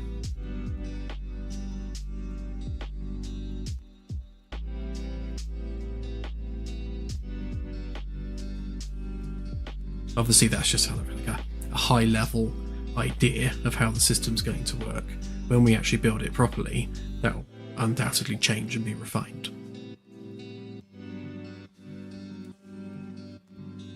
There is lore behind it though. So there's an in-game organisation called the Society for the Preservation of Humanity, or SPH for short, and their belief is that humanity should not explore beyond the Sol system because it is a mathematical inevitability that we will encounter a hostile alien species that will bring about the end of mankind. That's essentially their belief. So they sabotage the ship and the program and try and do everything they can to stop humanity exploring beyond the borders of Sol.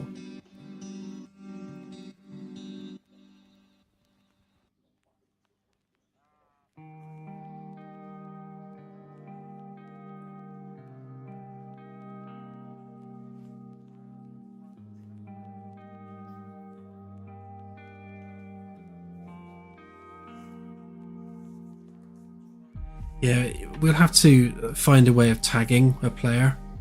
So the internal security person will wave a security tool of some kind over the damaged item, and it will flag up to say that it's been sabotaged. So if an engineer comes to fix the item, it'll actually say on their tool, it's been broken, rather than it failed naturally.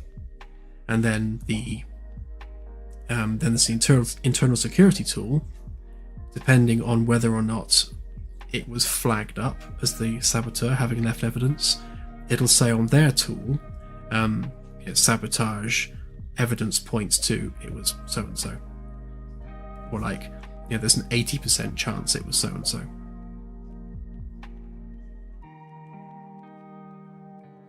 But again, we'll refine that once we actually build that system. Well, that's one of the storylines and gameplay loops that the internal security will have. It's kind of designed for them.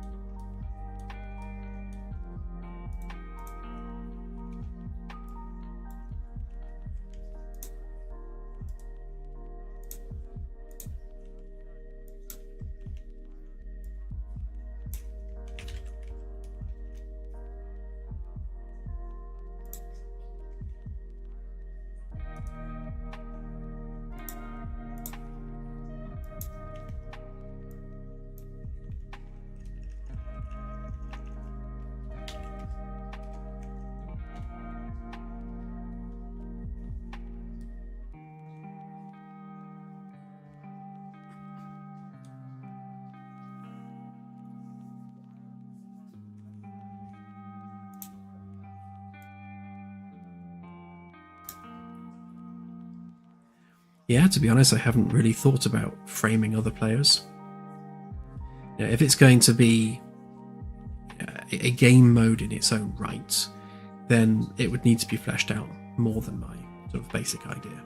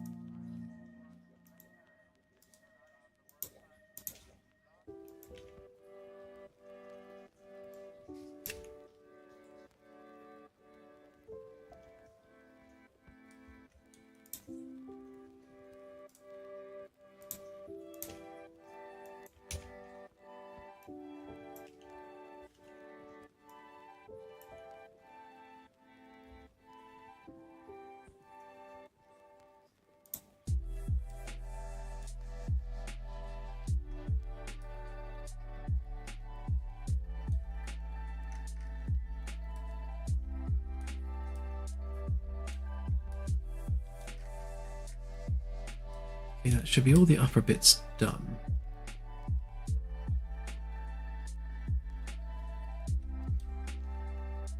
Alright, let's get the engine loaded.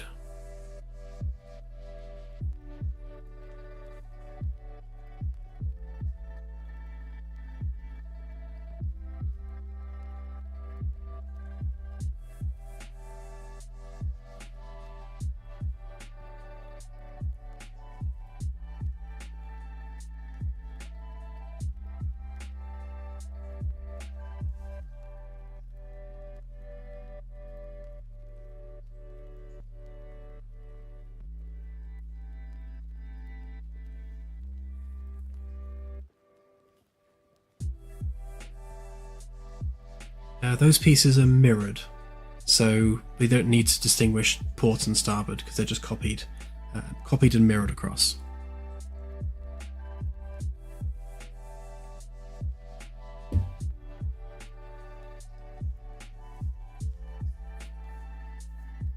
Also saves me a bit of work.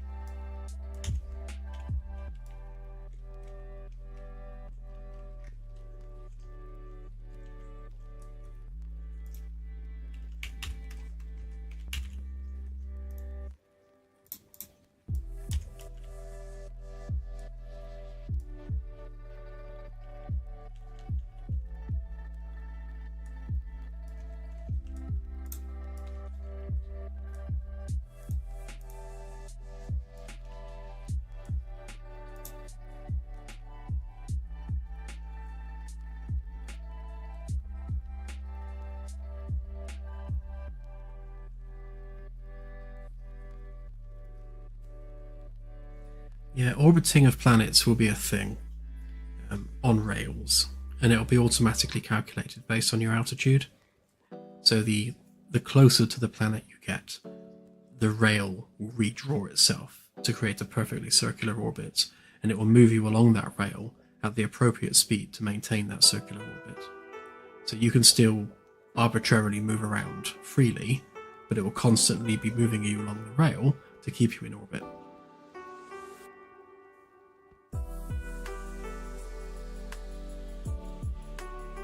And the same goes for other ships, stations, that sort of thing. They'll all be moving along their own rails as well. But when you apply an impulse with the engines, it'll move the rail, if that makes sense.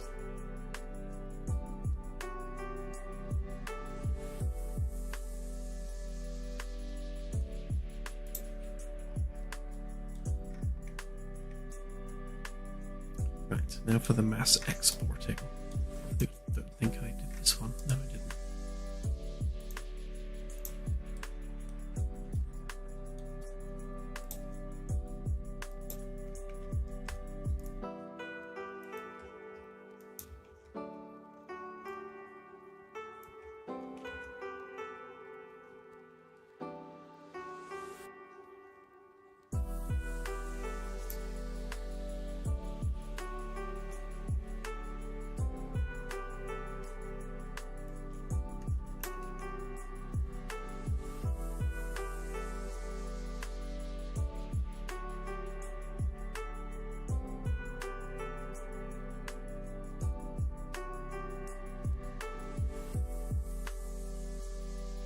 Yeah, the Superlight's a little bit awkward to enable in dev builds, but I'll have a look at a better solution for seeing around. Yeah, so the orbits will always be circular, just for ease of calculation at this stage. And the inclination of the orbit would be dependent on your height above the equator. So if you're at the equator, you have an inclination of 0. If you're at the pole, it's an inclination of 90 degrees. And it will calculate that automatically. The challenging thing with this, and the thing that we're going to have to work out, is that if you, let's say your ship is just somewhere along the equator in a circular orbit, everything's great. You take a shuttle down to the surface, which would be around about the equator as well, and at that point the ship's always going to be passing overhead while you're on the surface. Now, if you decide to then fly the ship somewhere else on the planet, then the main ship's inclination is no longer going to be aligned with where the shuttle is. So when you take the shuttle back into orbit, you've now got the shuttle and the ship at completely different inclinations. So getting back to the ship's going to be quite challenging if that happens. So we just need to make sure that there are tools in place to allow the shuttle to get back to the ship. Probably by changing its inclination and then chasing the ship down.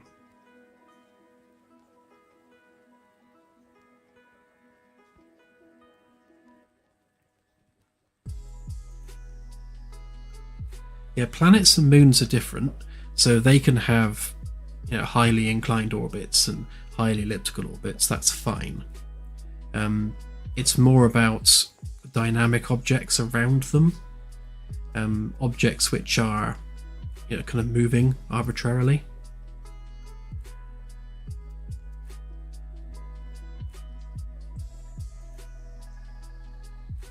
Yeah, I was just kind of thinking. Yeah, so when we generate planets and moons, so planets can already have eccentric orbits, and some of them do.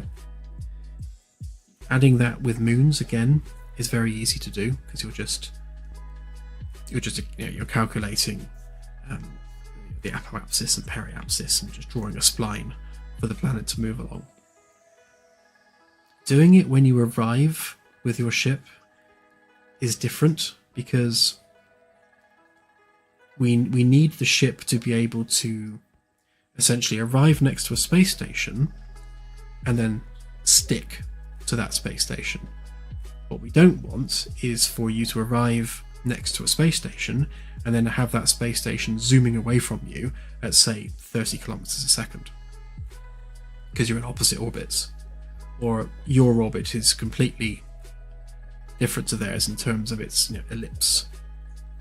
So keeping stations and ships and things in circular orbits just makes everything so much easier to manage from a gameplay perspective, because ultimately we're not trying to be Kerbal. We don't want to be Kerbal. It's not that type of game. We want to focus on the exploration, the exploring of planetary surfaces, the exploring of alien derelicts, all that stuff. We don't really want to sort of burden the player with too much in terms of flying the ship itself, or at least orbiting.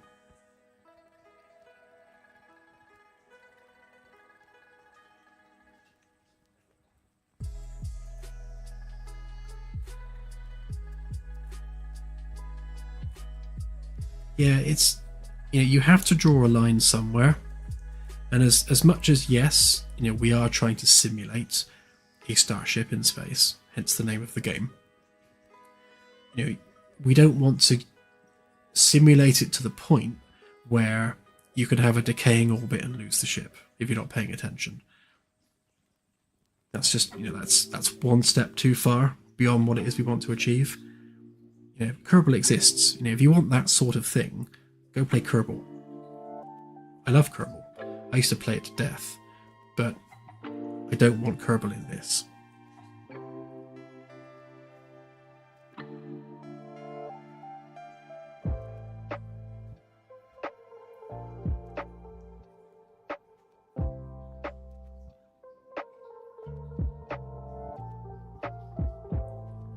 Exactly, yeah. The ship's AI takes care of orbits for you.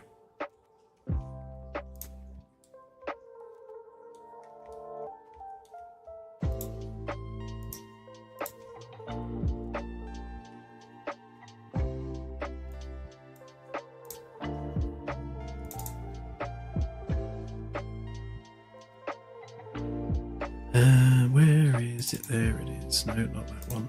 That one.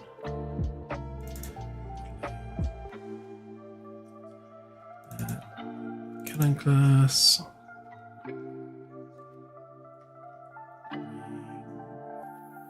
Four.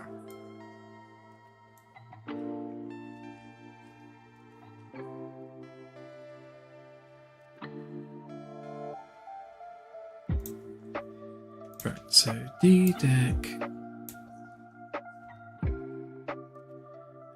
So this is position 1 sheet.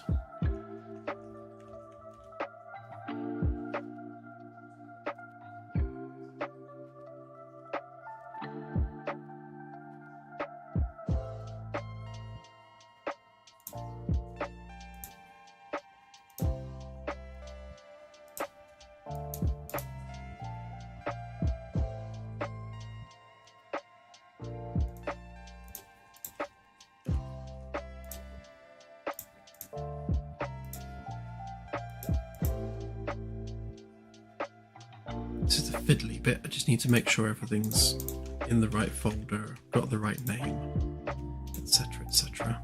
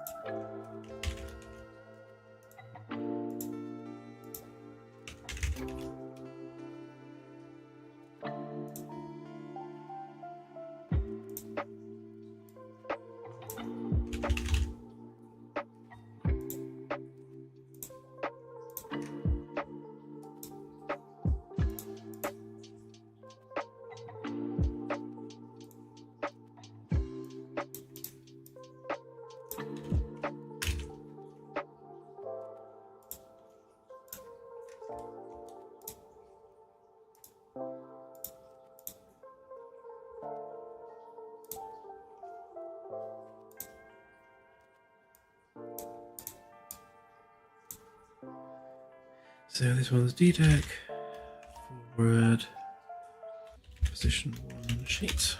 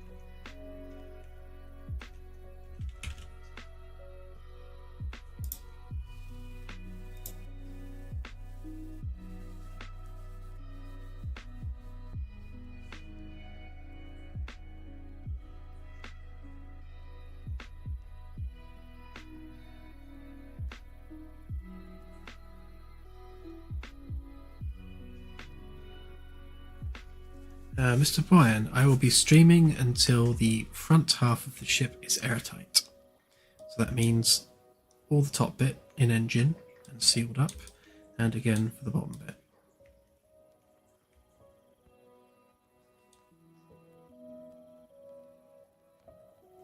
Yeah, the ship will refuel from gas giants. So underneath here, this will actually be circular, it's not going to be square like that. But there'll be fuel scoop hardware underneath, and then directly behind the fuel scoop hardware is where all the fuel tanks are.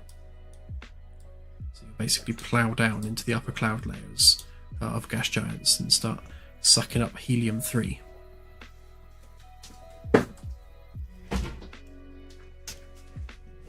And we'll be employing a volumetrics specialist to build the cloud layers for that.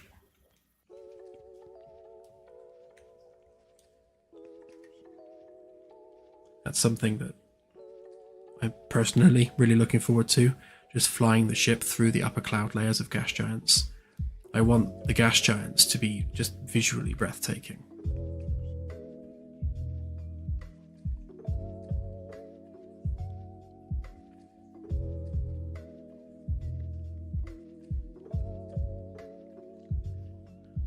It would take a lot of sucking to get rid of Jupiter.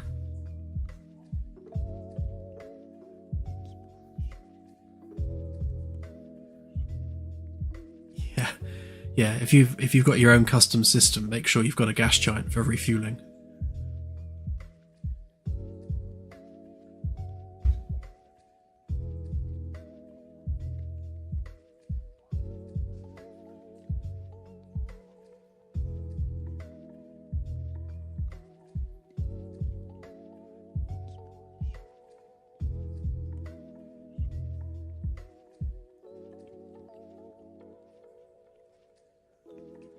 Yeah, I'll turn the torch up to make it easier to see.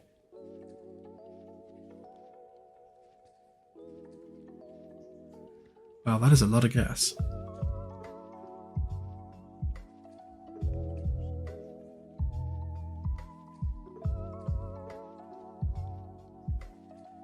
Yep, deuterium, helium-3, and just plain old helium for coolant.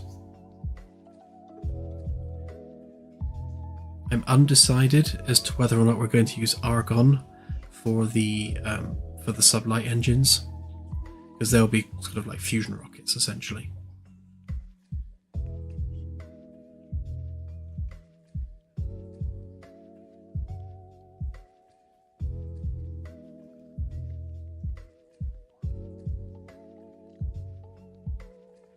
Yeah, deuterium can be found in gas giants as well. It's essentially just hydrogen.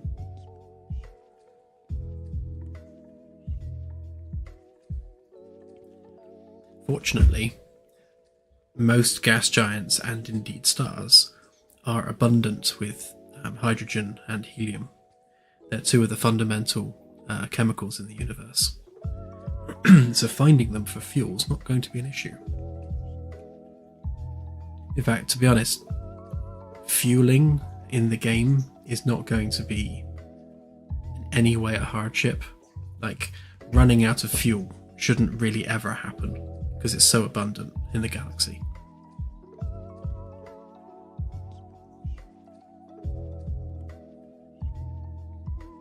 Yeah, everything is essentially hydrogen.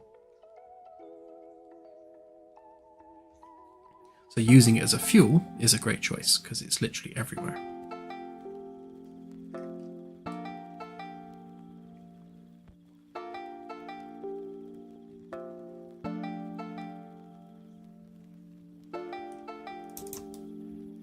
Right, let's import those then.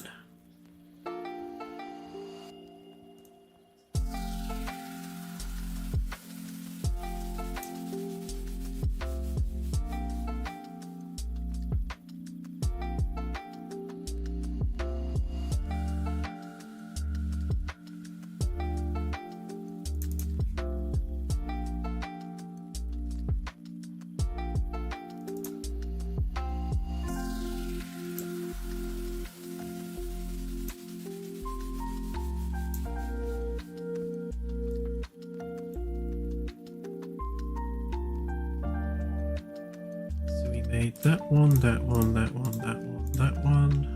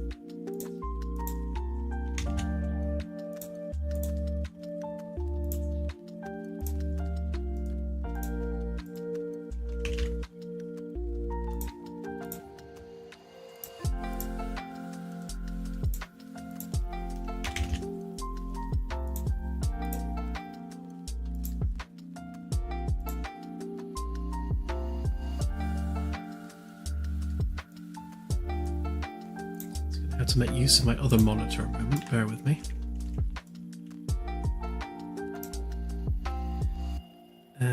D-deck sheet. So we'll put all those into there.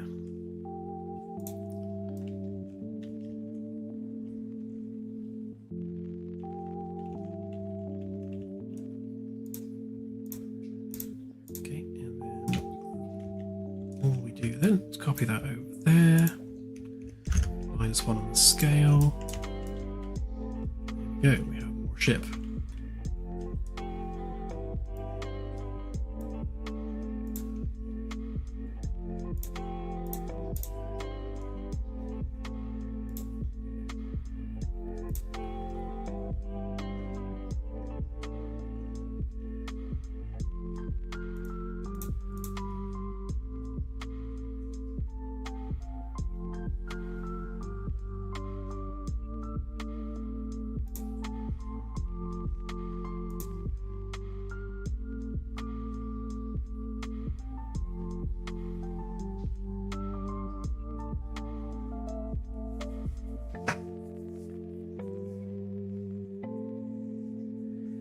Yes, everything in the demo is just the middle of the ship.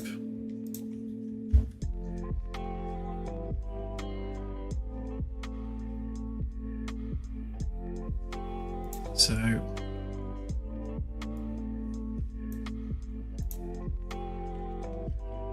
that's essentially that. The demo is all that bit underneath there. It goes through to the top. Everything beyond this ring here is all new.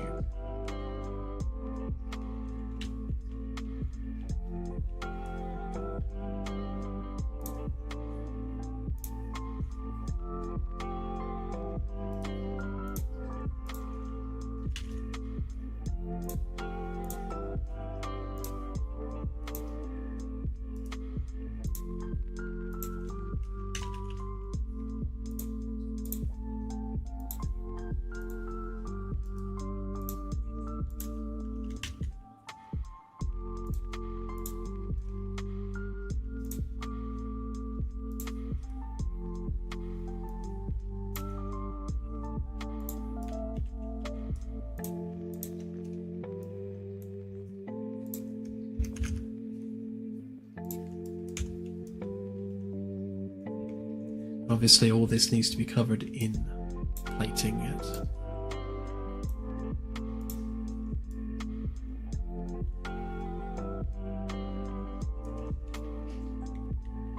So what you're looking at here, this is just the bare metal framework. This is like the underskin of the outer hull. And then on top of all this smooth metal, you'll have the actual hull plating itself and all the detail work. So like down here, for example, you'll have like a hand railing around there. You know, lights underneath, lighting up this bit, that sort of thing.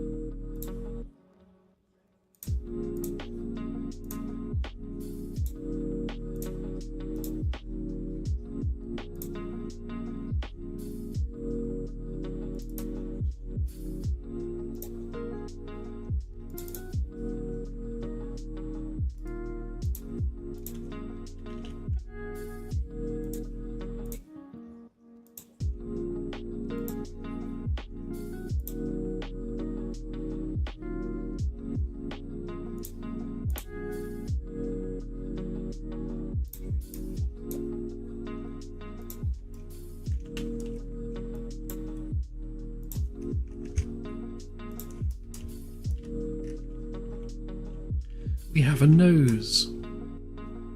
At least the upper part of one.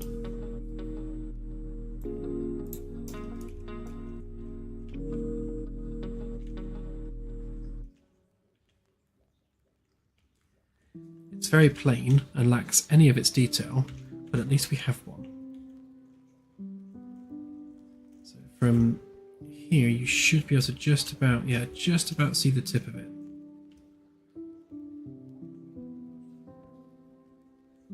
And the nice thing is I've tried to make the bridge as high up as possible so that you can actually see the RCS thrusters firing. So you'll actually see like the flames and things jetting out when the RCS works, which will be quite cool from the bridge. You should also see the window there for the mall area, and also the window at the side here for this.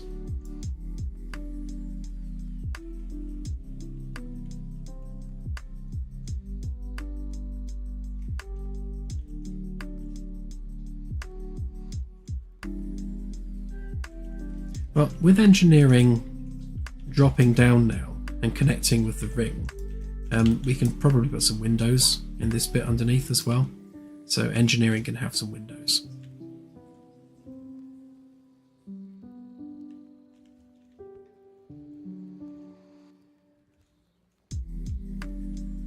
Yeah, you wouldn't be able to see the bridge from underneath. It's too much geometry in the way.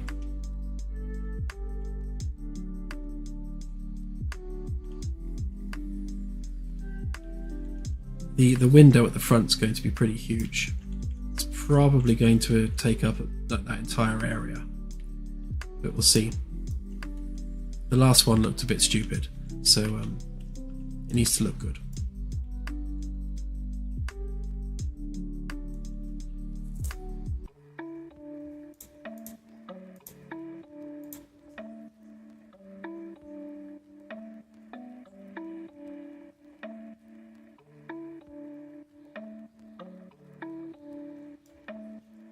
You might be able to see it from down here. Yeah, almost. You can almost. Maybe if you jump, you'll see it.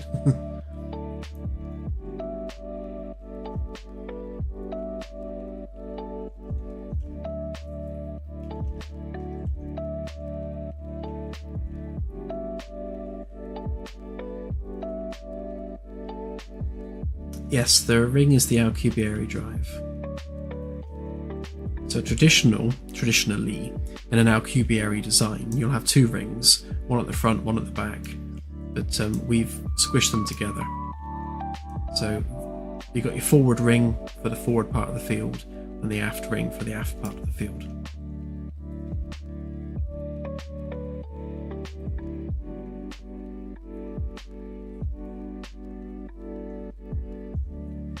Now, the windows themselves are actually stronger than the ship's hull because they're constructed of kind of like sheets of graphene, so they're practically pure crystalline carbon, so they're way stronger than the ship's hull, but difficult to work with, so they're no good for manufacturing, but for windows they're perfect.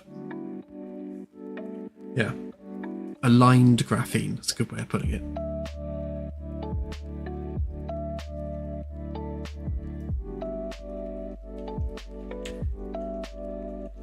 And that's how much ship we have left to fill up.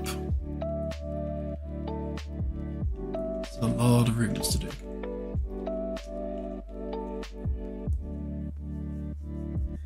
Yeah, the blast shield that's there now was just like an additional layer of protection, but that's going to have to go because this crossbeam here, which is completely in the way on the inside, that needs to go. So we're going to have the windows sort of be panoramic up and over, at least for the three front ones, which means a vertical protective shield is pointless because it's going to miss the top. So we'll probably have an energy shield that covers the bridge area, like a separate shield from the rest of the ship.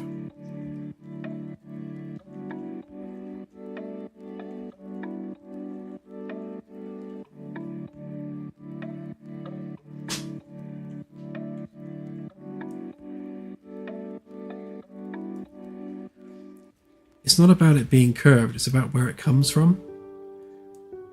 Because what we want to avoid is having really thick pillars. And if you were to have a blast shield that came out around that entire space, then the pillar that you store it in is going to have to be really big.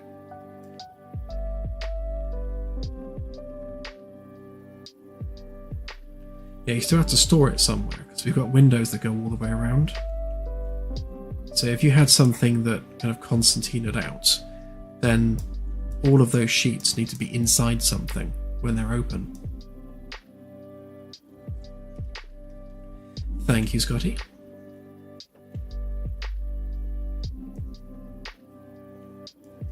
I always prefer it like without the back on it. Like if the ring, if we didn't have this and that was literally just the ship, I quite like it with the ring at the back. Although it does kind of look like a Naboo starfighter from Star Wars.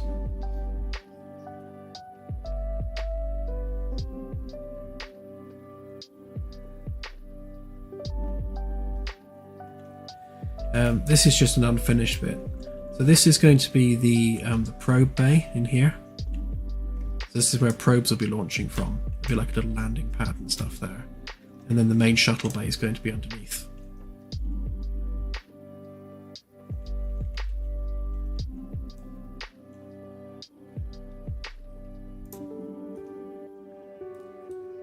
when it's finished, it'll be more like this.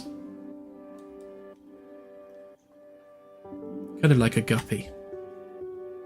Not exactly like a guppy.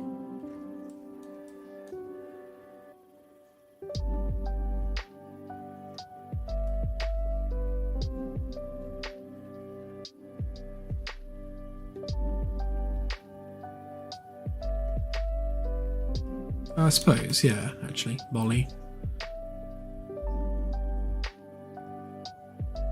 Definitely very fishy, though.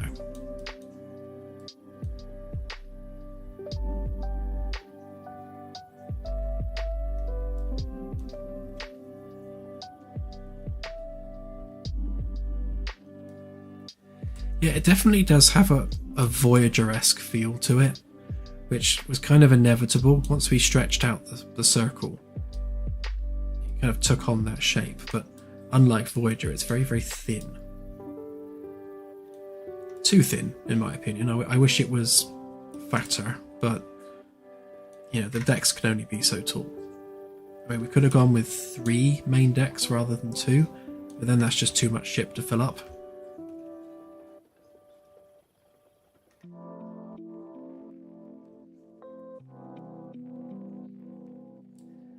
Yeah, I think that's the point.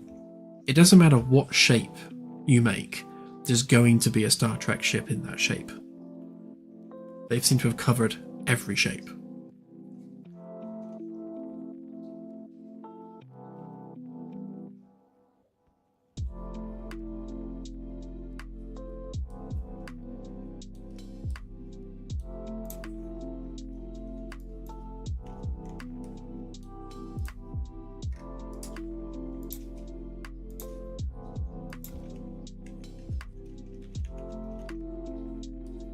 Okay, so everything we just did there, we have to do again for E-Deck.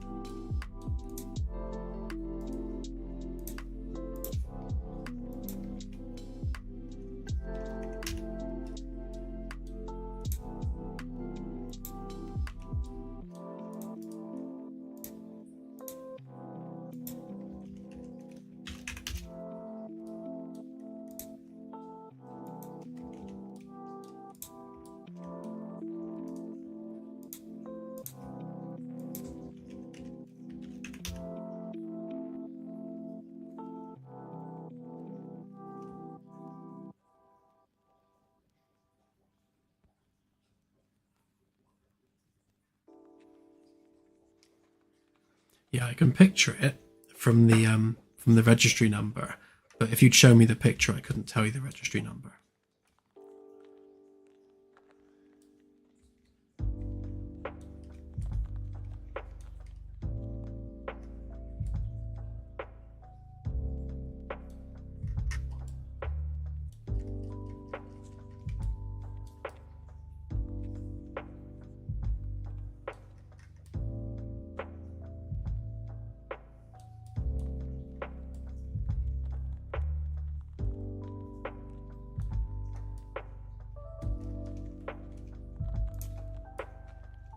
then, here we go, same again.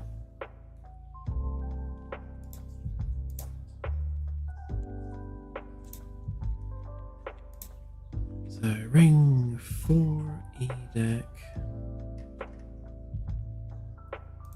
Let's copy that one for easiness.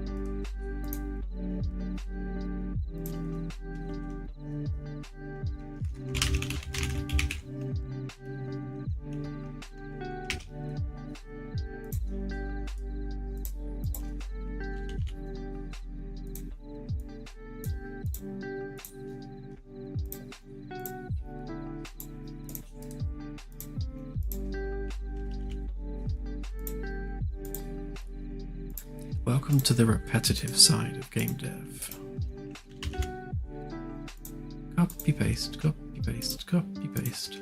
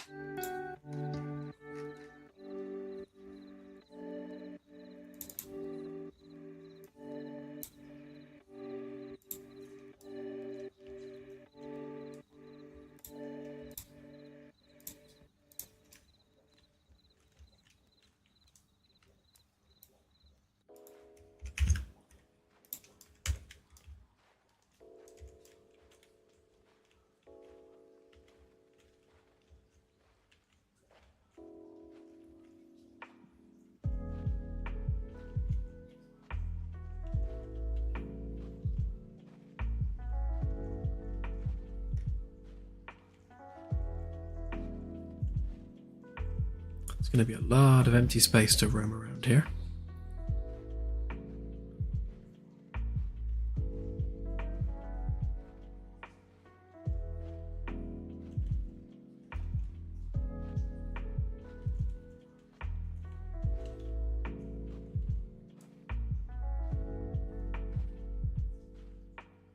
Yep, and definitely bits to fall through.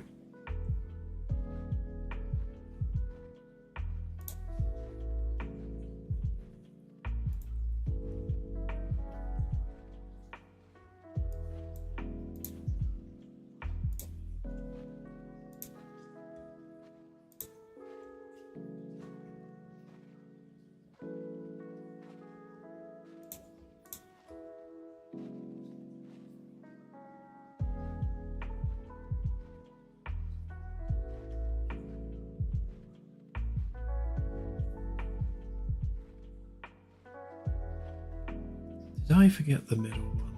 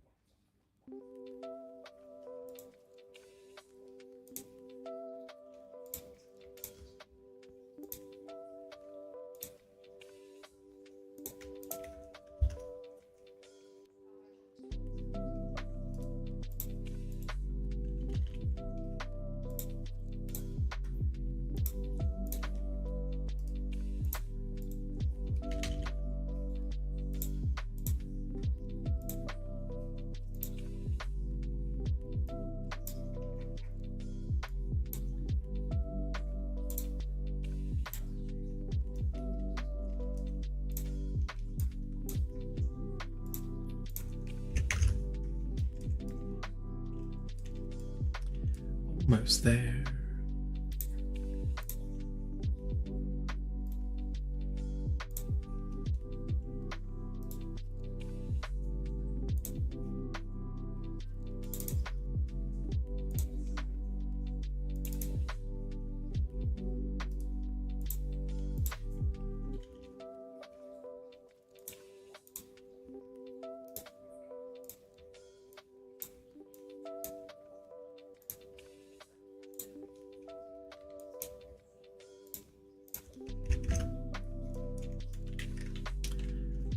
Okay, there we have it. A completed nose. Completed-ish.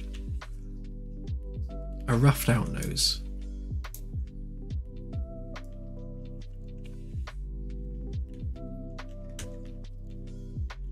So yeah, so from the side, the ship is still quite thin. I'm very happy with how it looks from the top and kind of how it looks from these kind of angles. I'm still not happy with how it looks from the side. It can't really be helped. Hopefully once I've got the hull plating on it, the shape of the top will be a little bit more prominent. And once engineering's built underneath, that will kind of remove that flatness there as well.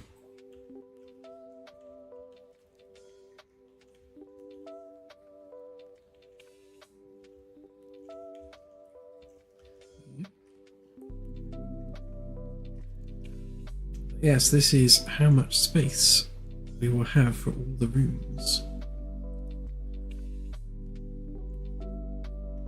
It's both a large area and yet not at the same time. But we'll see once it's all in there.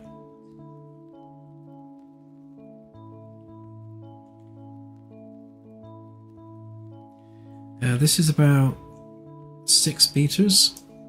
I can tell you exactly how tall.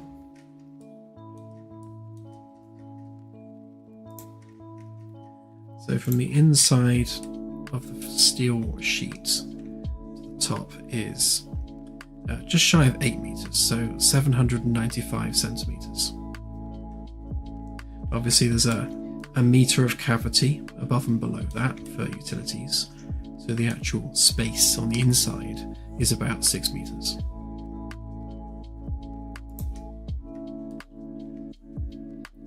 Each deck is 2.5 meters tall.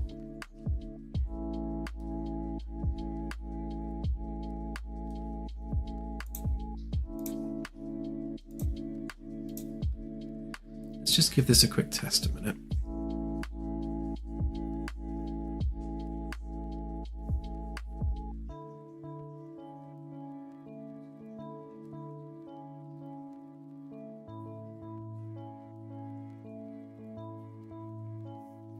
Yeah, a Wookiee would still have to duck under the doors.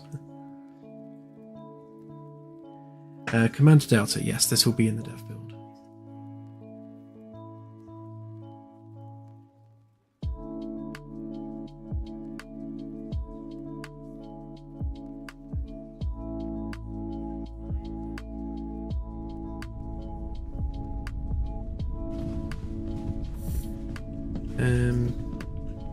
What is the best way down to it?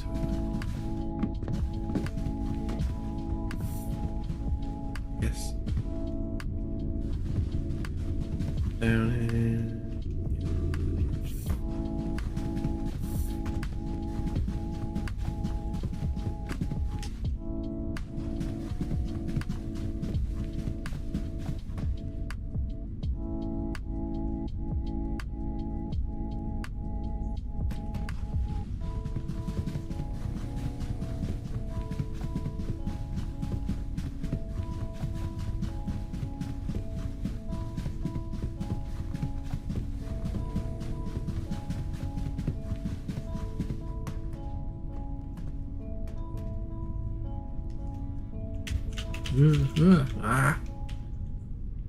Almost had it.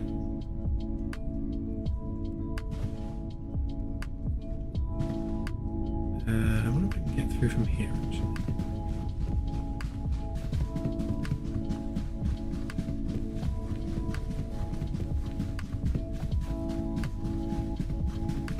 if you are still at Sol, then if you just fly towards the center of the galaxy, you'll fly through a nebula.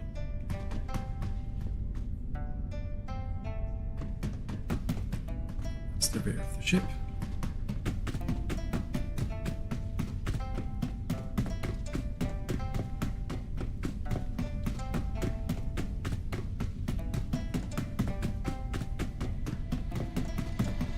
Okay, there's the RCS.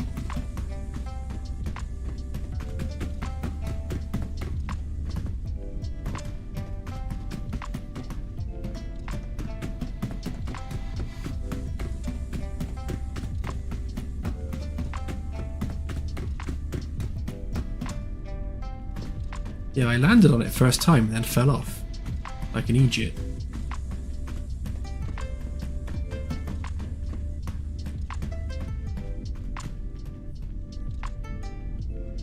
Yeah, don't fall down these bits because you're stuck forever.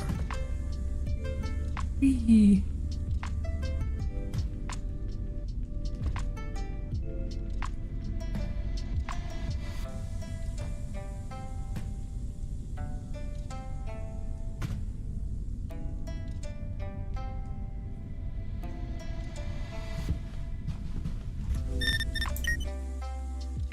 Let me make the torch brighter a minute.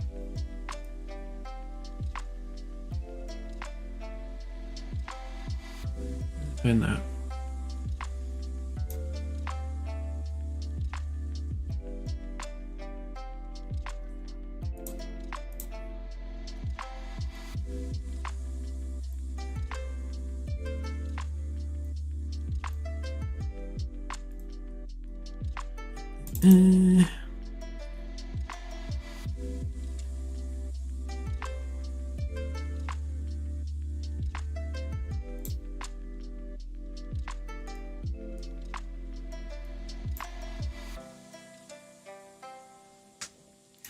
So if I double the attenuation radius on the torch and double its brightness,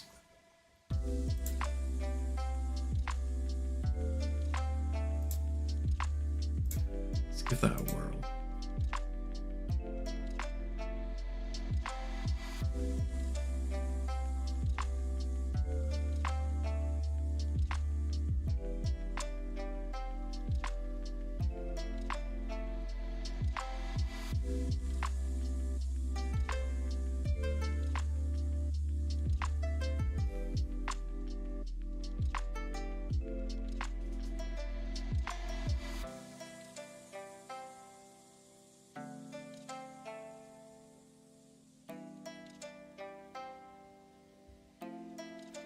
Yes, you will be able to spacewalk. In fact, you'll have to spacewalk because a lot of the hardware is going to be on the outside of the ship. So things like the weapons and the sensors. And why is there a plant pot on my pool table?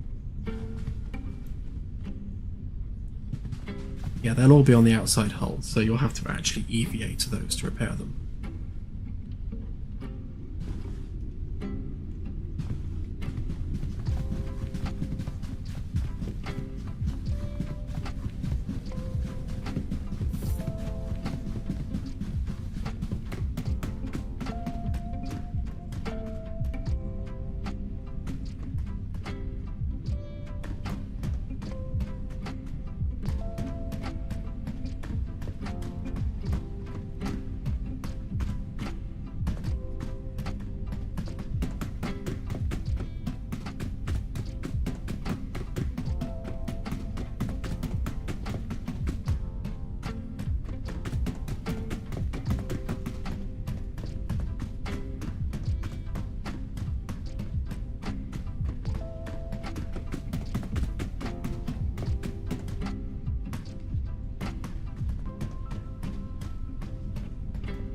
Yeah, so the torch is much brighter now.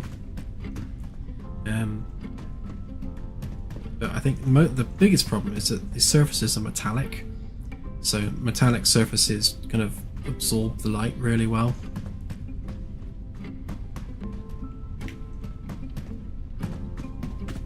Plus this is a huge space.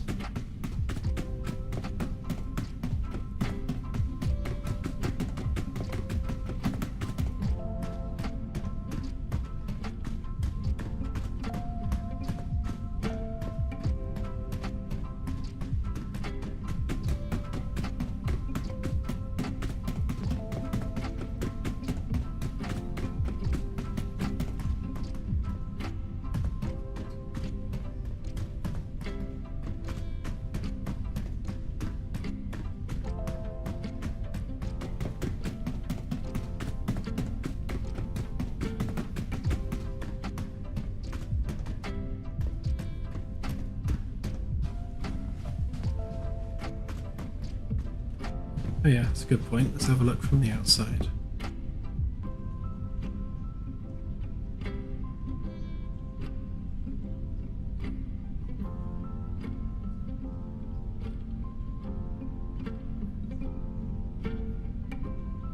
There it is.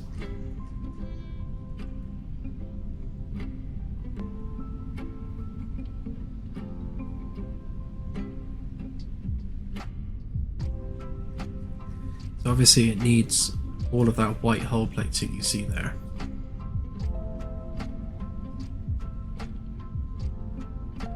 So the ship itself will be white, and it will have black areas, like all the underside there where the windows are on C deck. That'll all be black under there. And anywhere around where there's hardware visible will have black paint around it.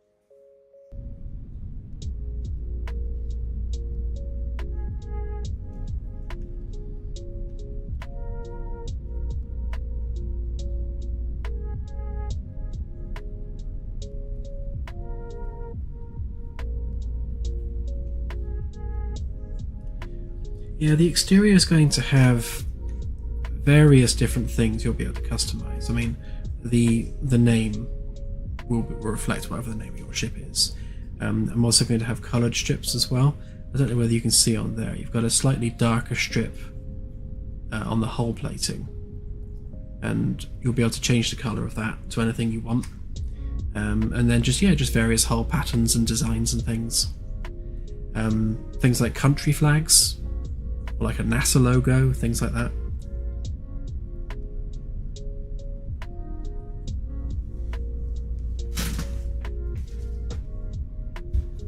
Not sure if we'd need NASA's permission to stick a NASA logo on it. Wouldn't hurt to ask them though.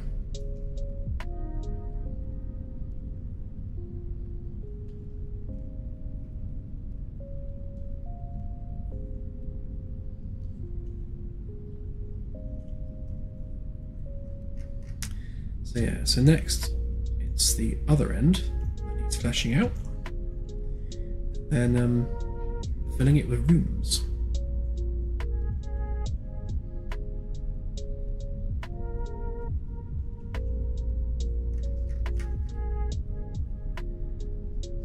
Yeah, well, the dish itself needs greatly improved. That dish on top is actually the GPS dish, so that's how the ship knows where it is in the galaxy. The other sensors will be slightly more futuristic looking.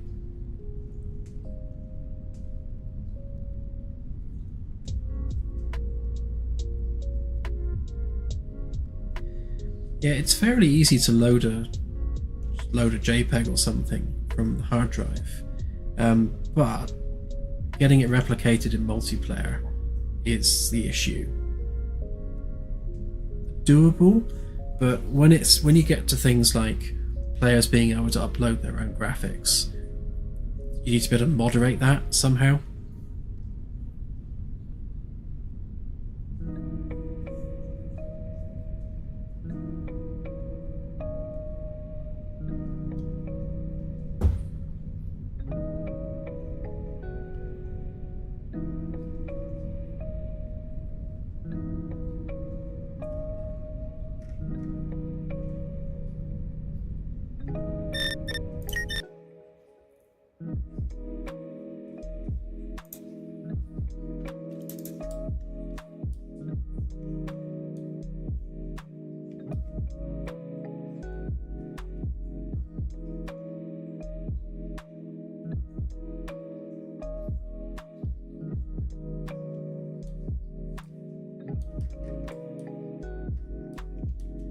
So if I add all of these to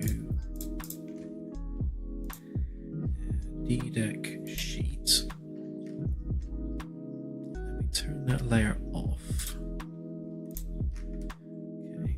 leaves us with that.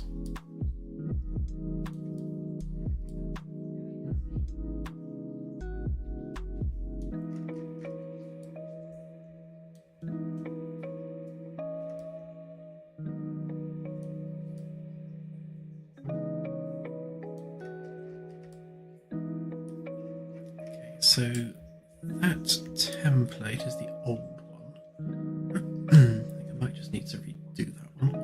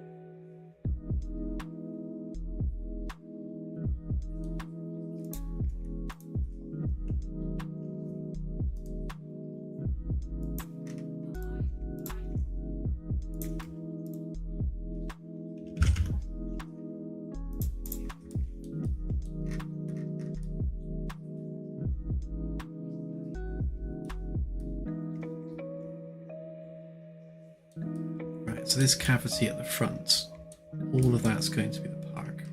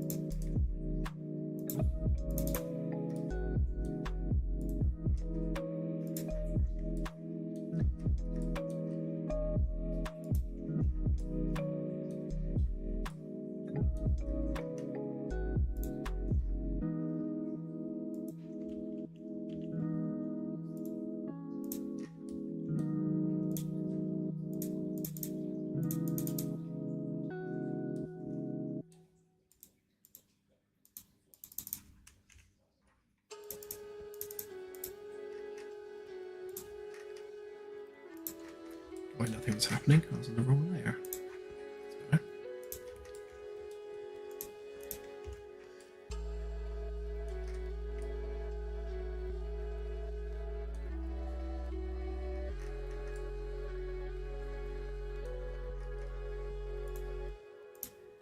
So that should be 20. So that needs expanding outward.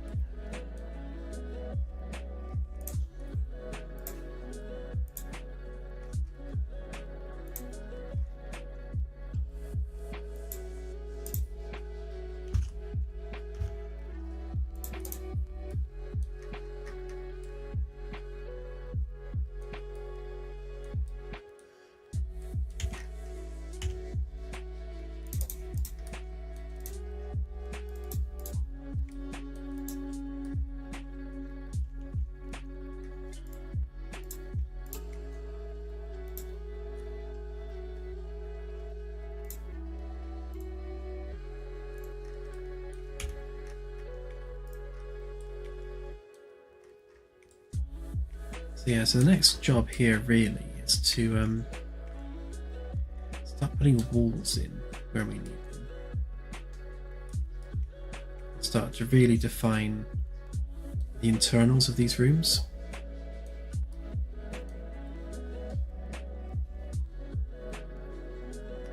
Hi John, today we are just sorting out the nose of the ship. In fact, we've already sorted out the nose of the ship. There it be.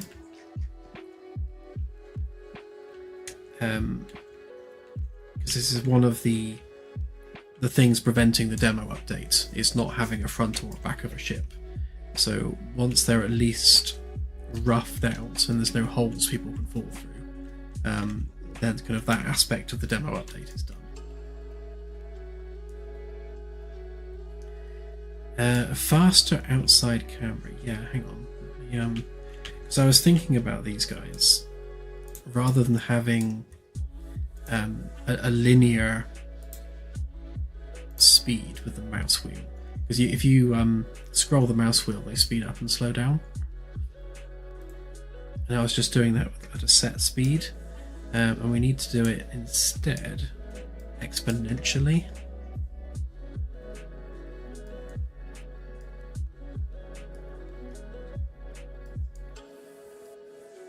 If I can find the control.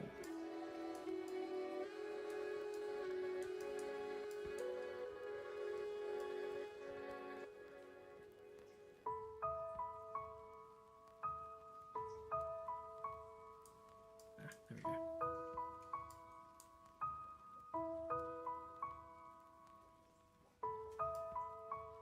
Yeah, because right now, what we're doing is we're just adding a set value. So rather than doing that, and we can remove the clamp entirely. Instead, multiply it by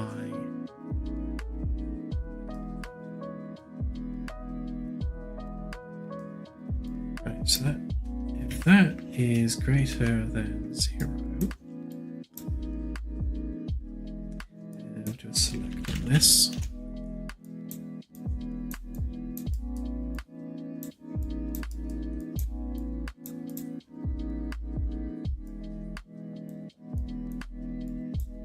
Right, so if the axis is greater than 0, then we're going to times it by 1.1 and then 0.9 if not. So that means we're always increasing or decreasing it by 10% of its current value. So let's give that a whirl. So that means there's no speed limit on how fast it can go, and the faster you're going, the bigger the jump in speed will be when you move the mouse wheel.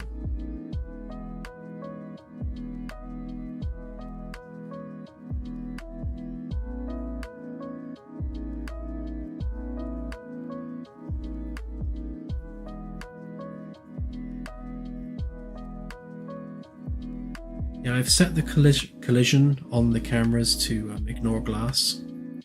It doesn't work in the conference room or the offices because of the screen projections. They're on a different collision channel and they block the camera.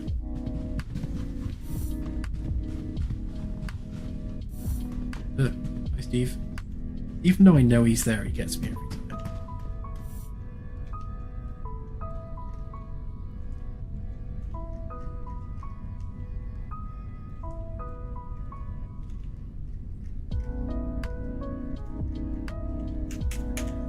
It doesn't help that I defaulted it to 0, does it?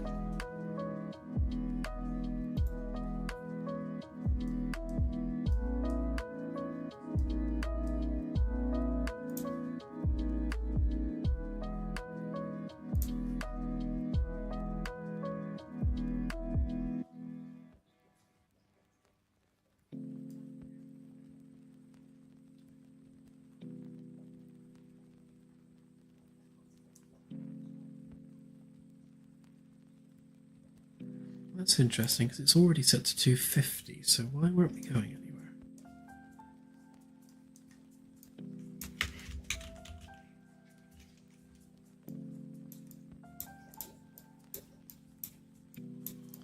That warrants a debug, I reckon.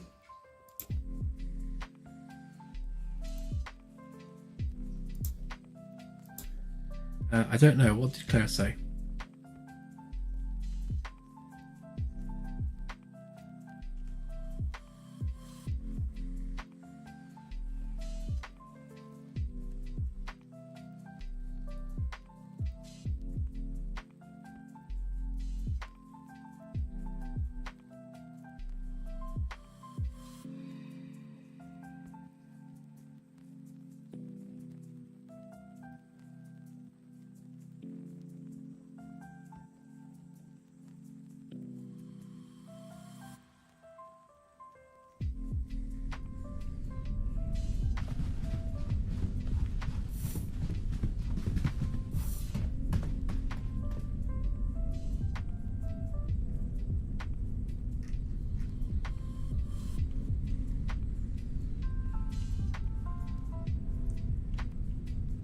That's interesting.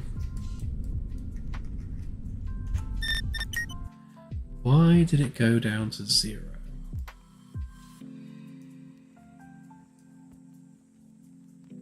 I mean, that would suggest it's receiving an input from the mouse.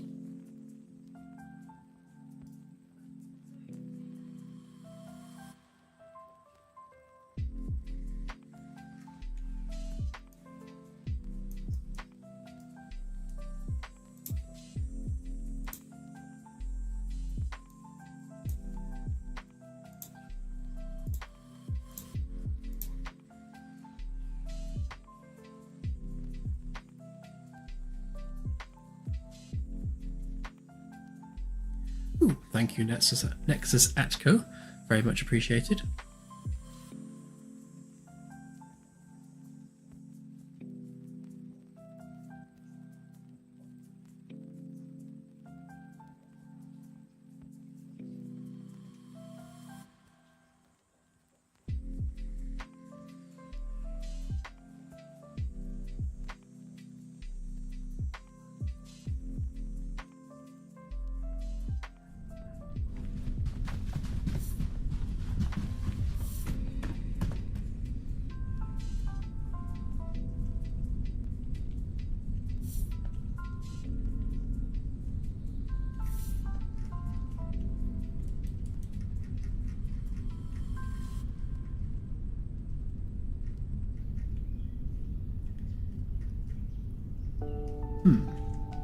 Okay, so why is it spamming 0?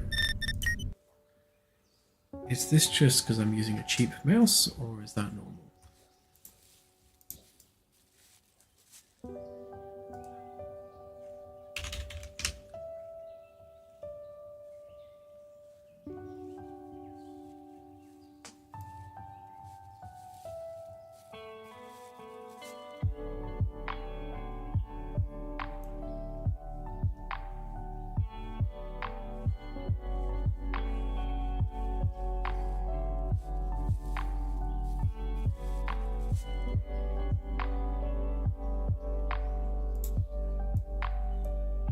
I have a suspicion that this is actual mouse wheel button rather than the actual mouse wheel axis.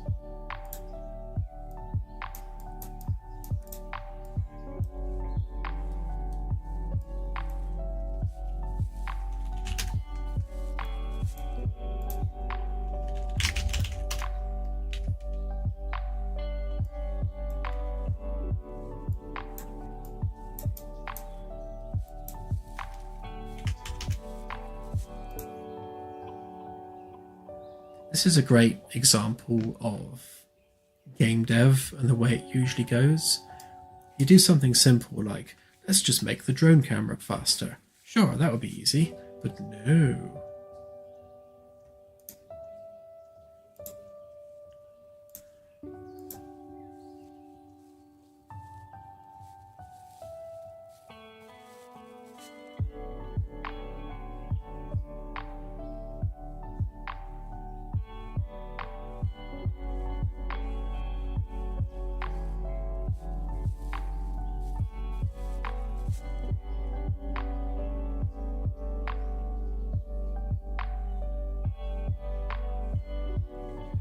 There's always something.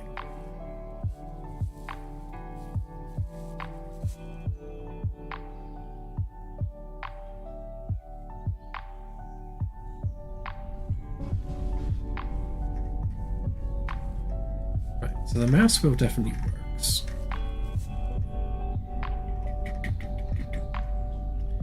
Okay.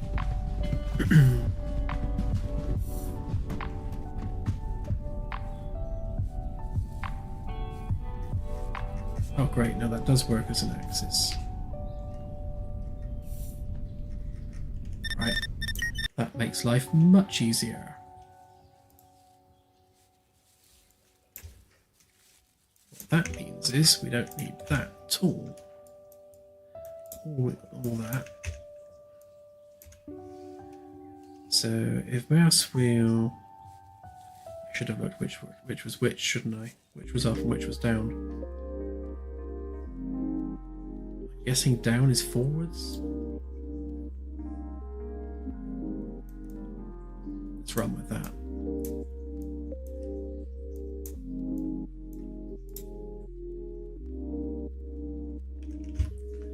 So there's a 50-50 chance I've got this wrong. So that means there's a 100% chance it's wrong.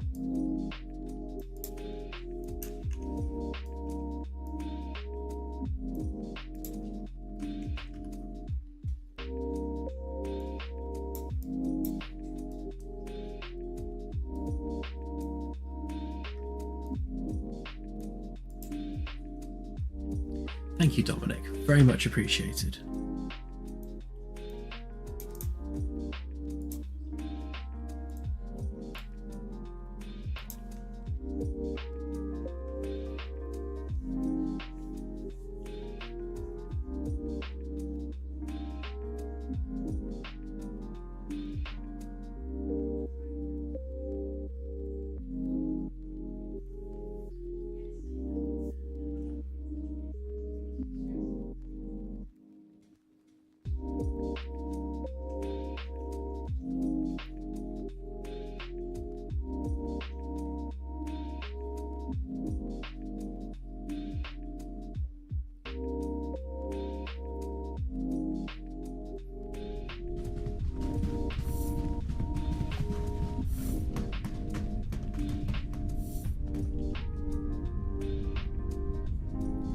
Claire will be able to give you the exact figures.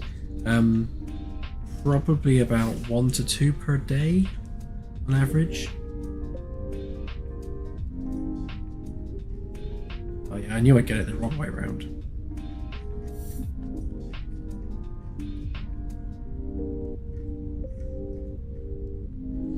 Okay, so the mouse wheel is now exponential for the drone control, which means you can zoom right down to practically no speed at all. And then if you scroll the mouse the other way, you should get exponentially faster. Faster than the door, obviously. So we can now fly really, really, really, really, really fast.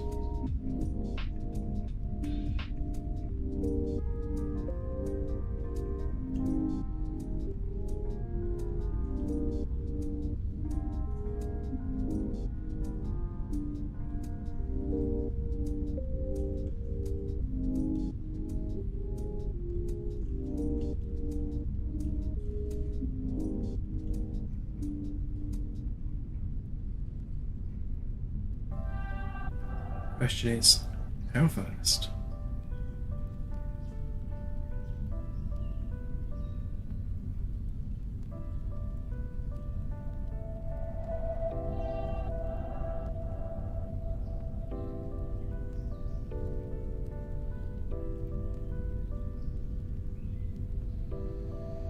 You're welcome. We aim to please.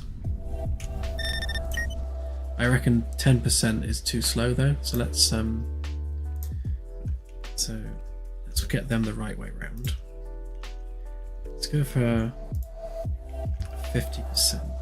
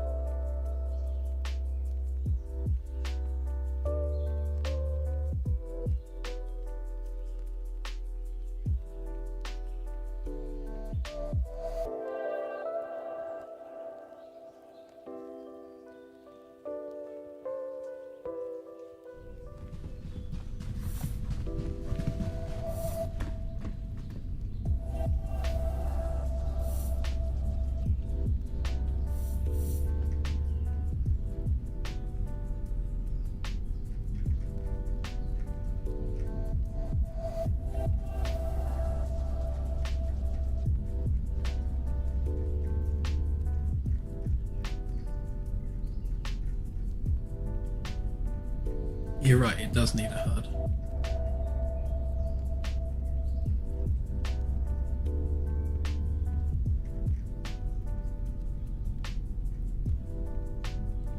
Yeah, we do need some form of inventory, definitely.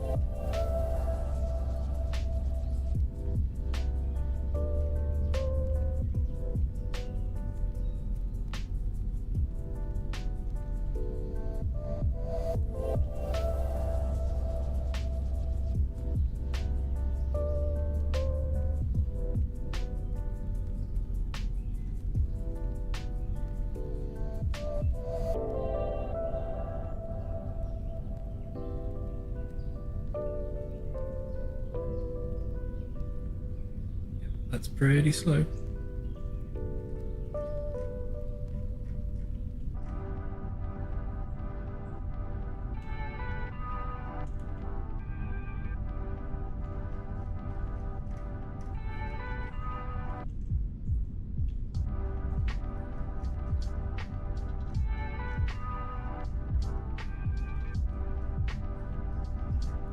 Funny thing is, the faster you go, the harder it is to slow down at the same time.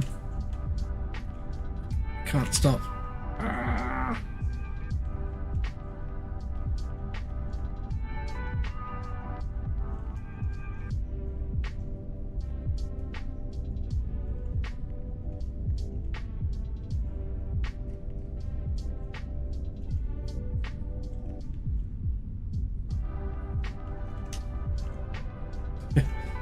Yeah, that makes it kind of hard to control. Hang on, I'm sure we can fix that.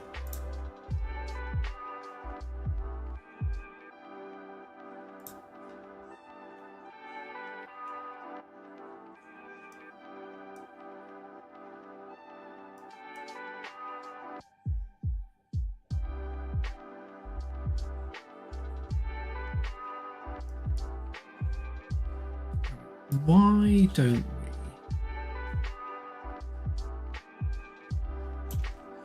can we set acceleration? Yes, we can.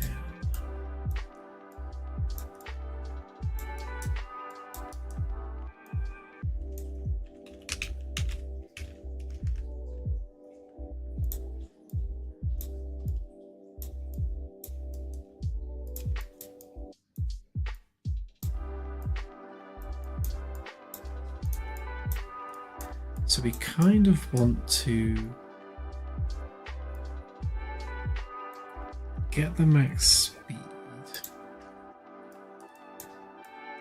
and then maybe double it. There's our deceleration value.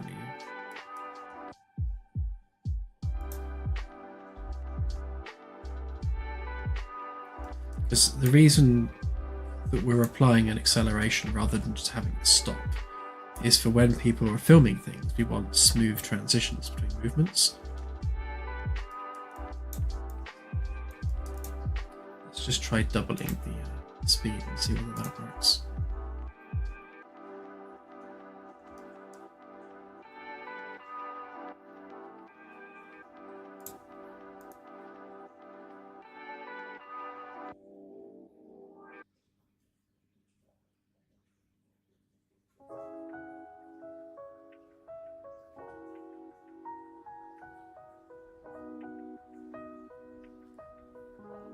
Yes, Mr. Biden, that's actually a good idea.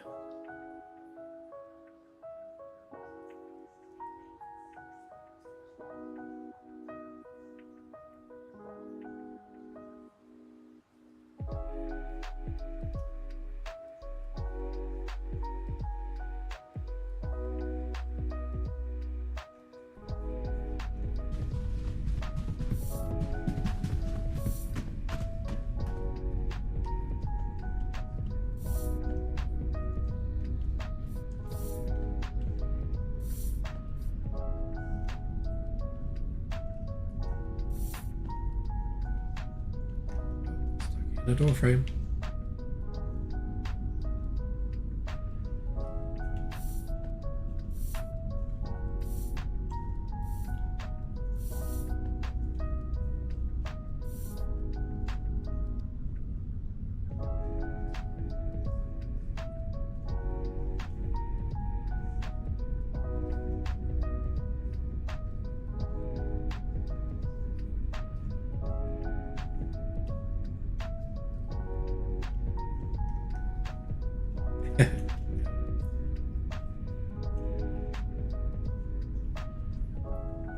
We need some clamps on those values.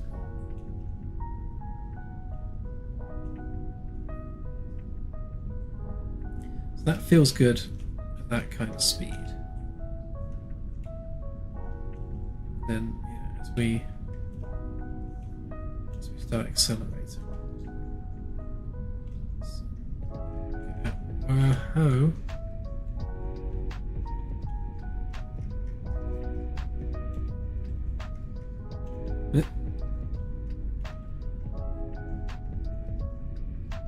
Appear to have lost Earth.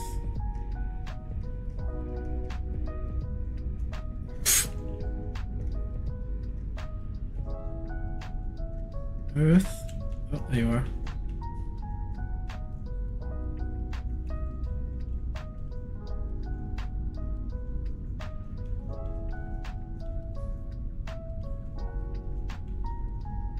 Oh no, you can see behind the magic. Stars.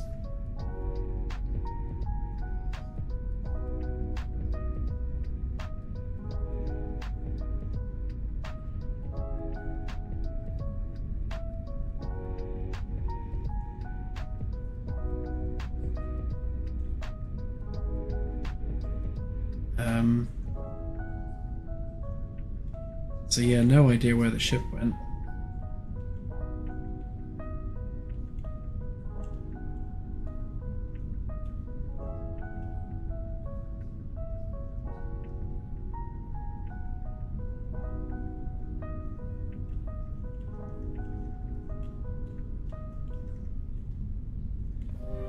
I think a clamp might be needed on that, you know.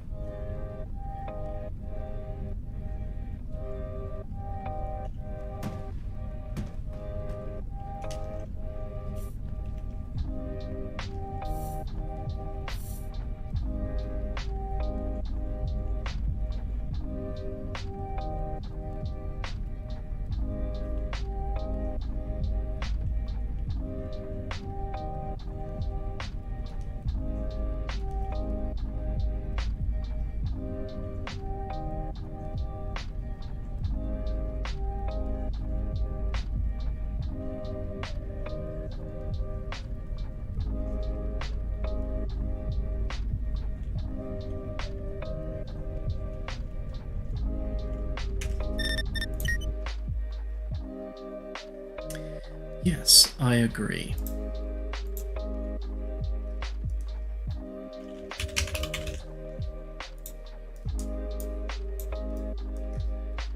So essentially what I'll do, if we get our floating pawn movement, and then we set the max speed to 250, and then set them as well. 500, 500.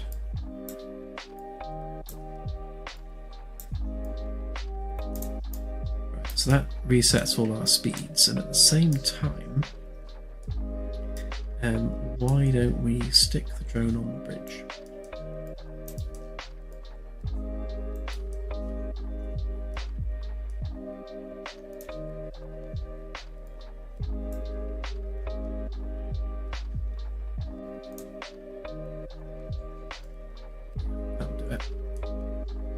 So if you press the middle mouse button, it will reset the speeds and teleport you straight to the bridge. So that should work as a decent reset. But at the same time, so this needs clamping.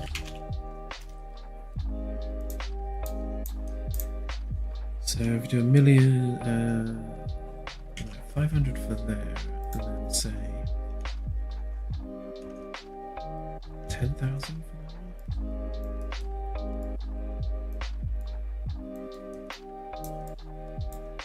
Give that a try. We also need some clamps on these as well. So we're going to clamp that one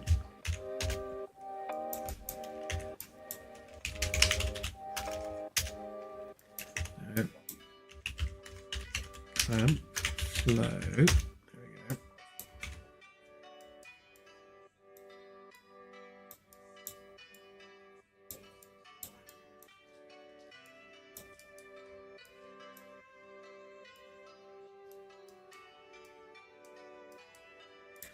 Right, so the minimum speed to be, let's say, 10. Give that a try. And the maximum speed, 10,000.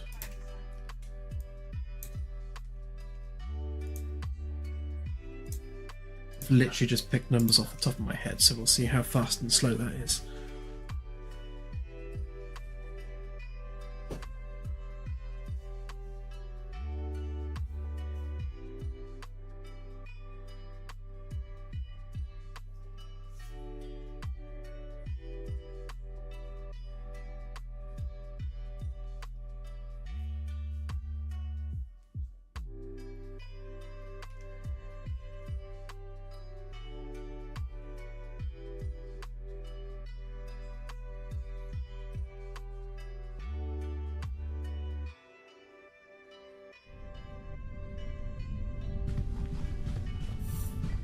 Right, let's give that a whirl.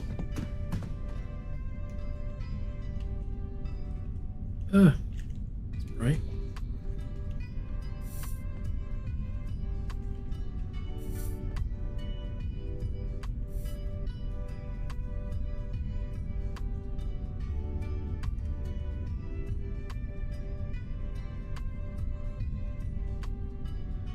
So a minimum speed of 10 is this. I think that's plenty slow enough, I would have thought.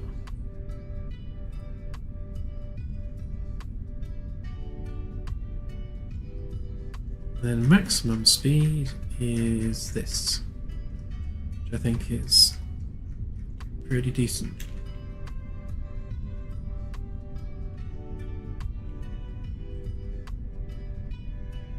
Yep, so if I press the middle mouse button now, this is there. And it also resets the speed as well.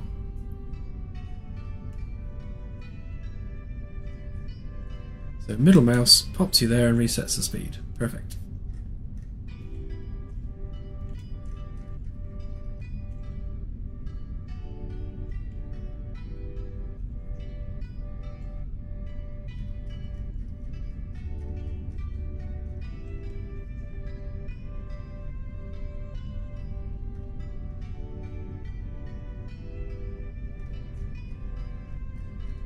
The only thing we need to adjust is the clamp on the deceleration.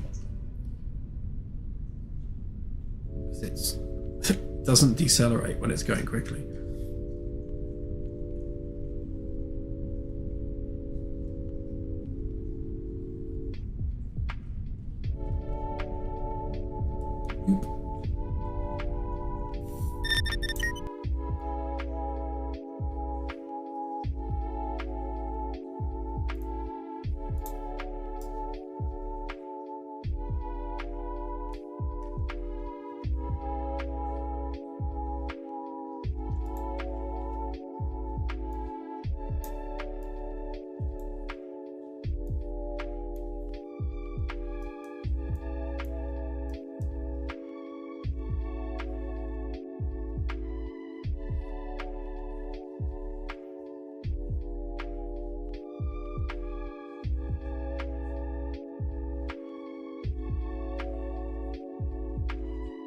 Have a good one, Quikusme, thank you.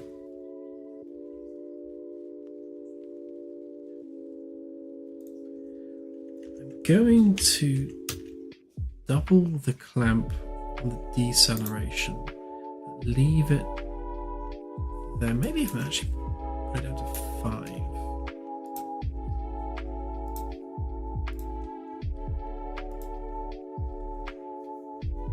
Right, if this feels good, I'll leave that as my last tweak.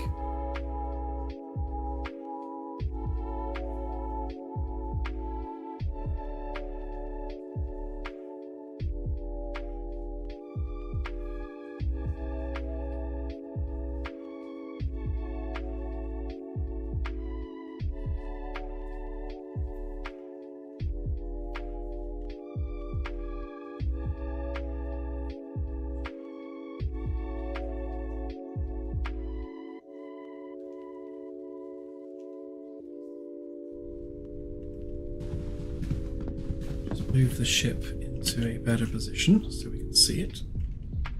There's the sun.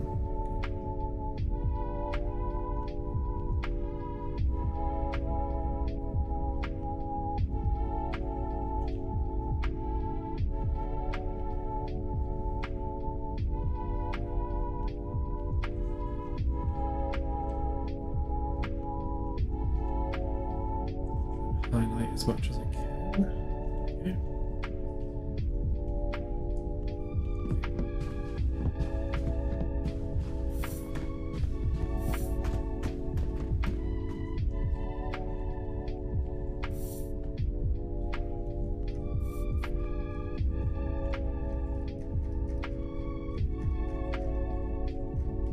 Okay, so that's maximum acceleration.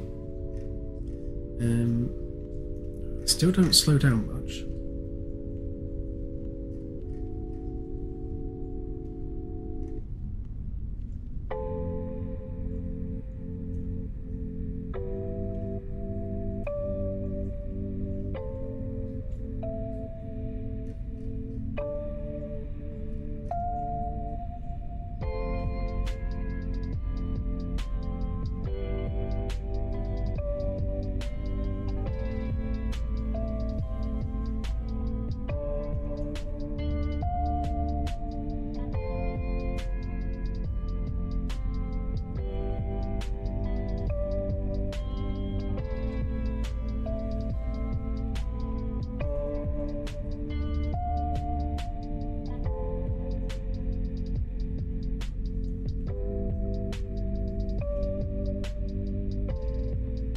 It's rather pretty, isn't it?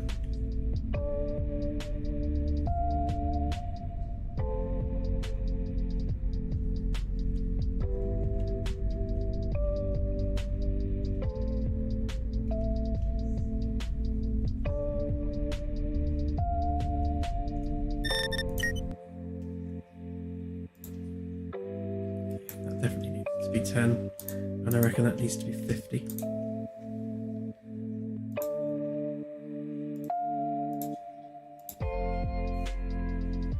This should be it. Final tweak.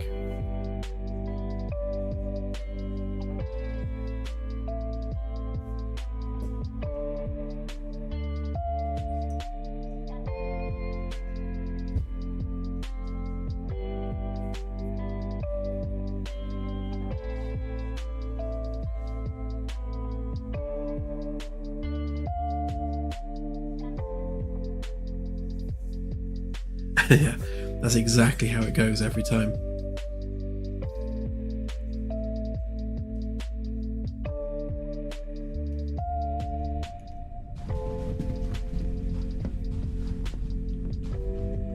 I'm usually just one more pixel and it will be perfect.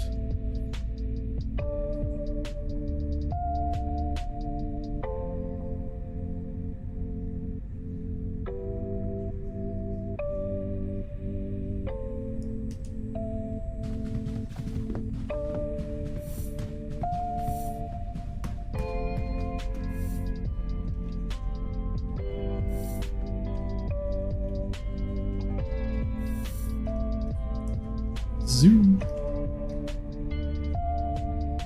That's better. It stops now.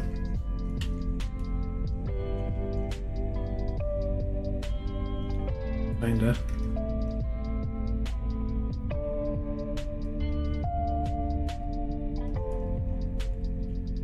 Yeah, when I do the outer hull plating properly, all of the external details will be fixed, including this Roblox radar. Obviously looks like trash.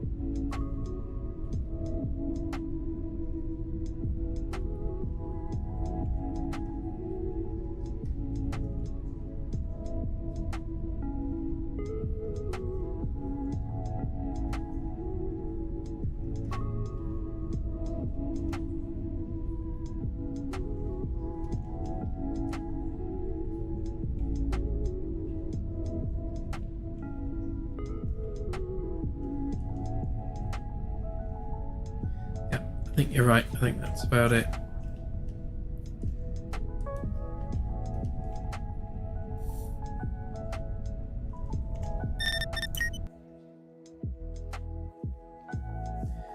It is. It'll be midnight in 7 minutes, which is probably a good time for me to bring the stream to a close. One thing I am going to just tweak very, very quickly is just change that to 25% rather than 50, just to give a bit more range on the speed controls. But I'll leave everything else as is because that felt good. Right, okay, there we go.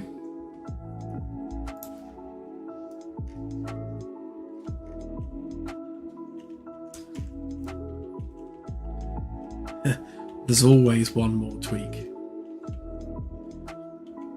Let's put the ship in a nice position.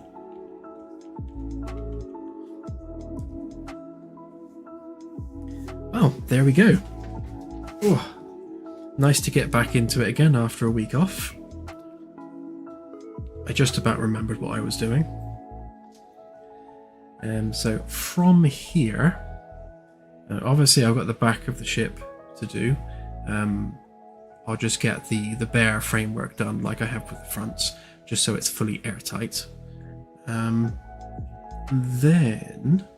I will do the basic outline of the rooms.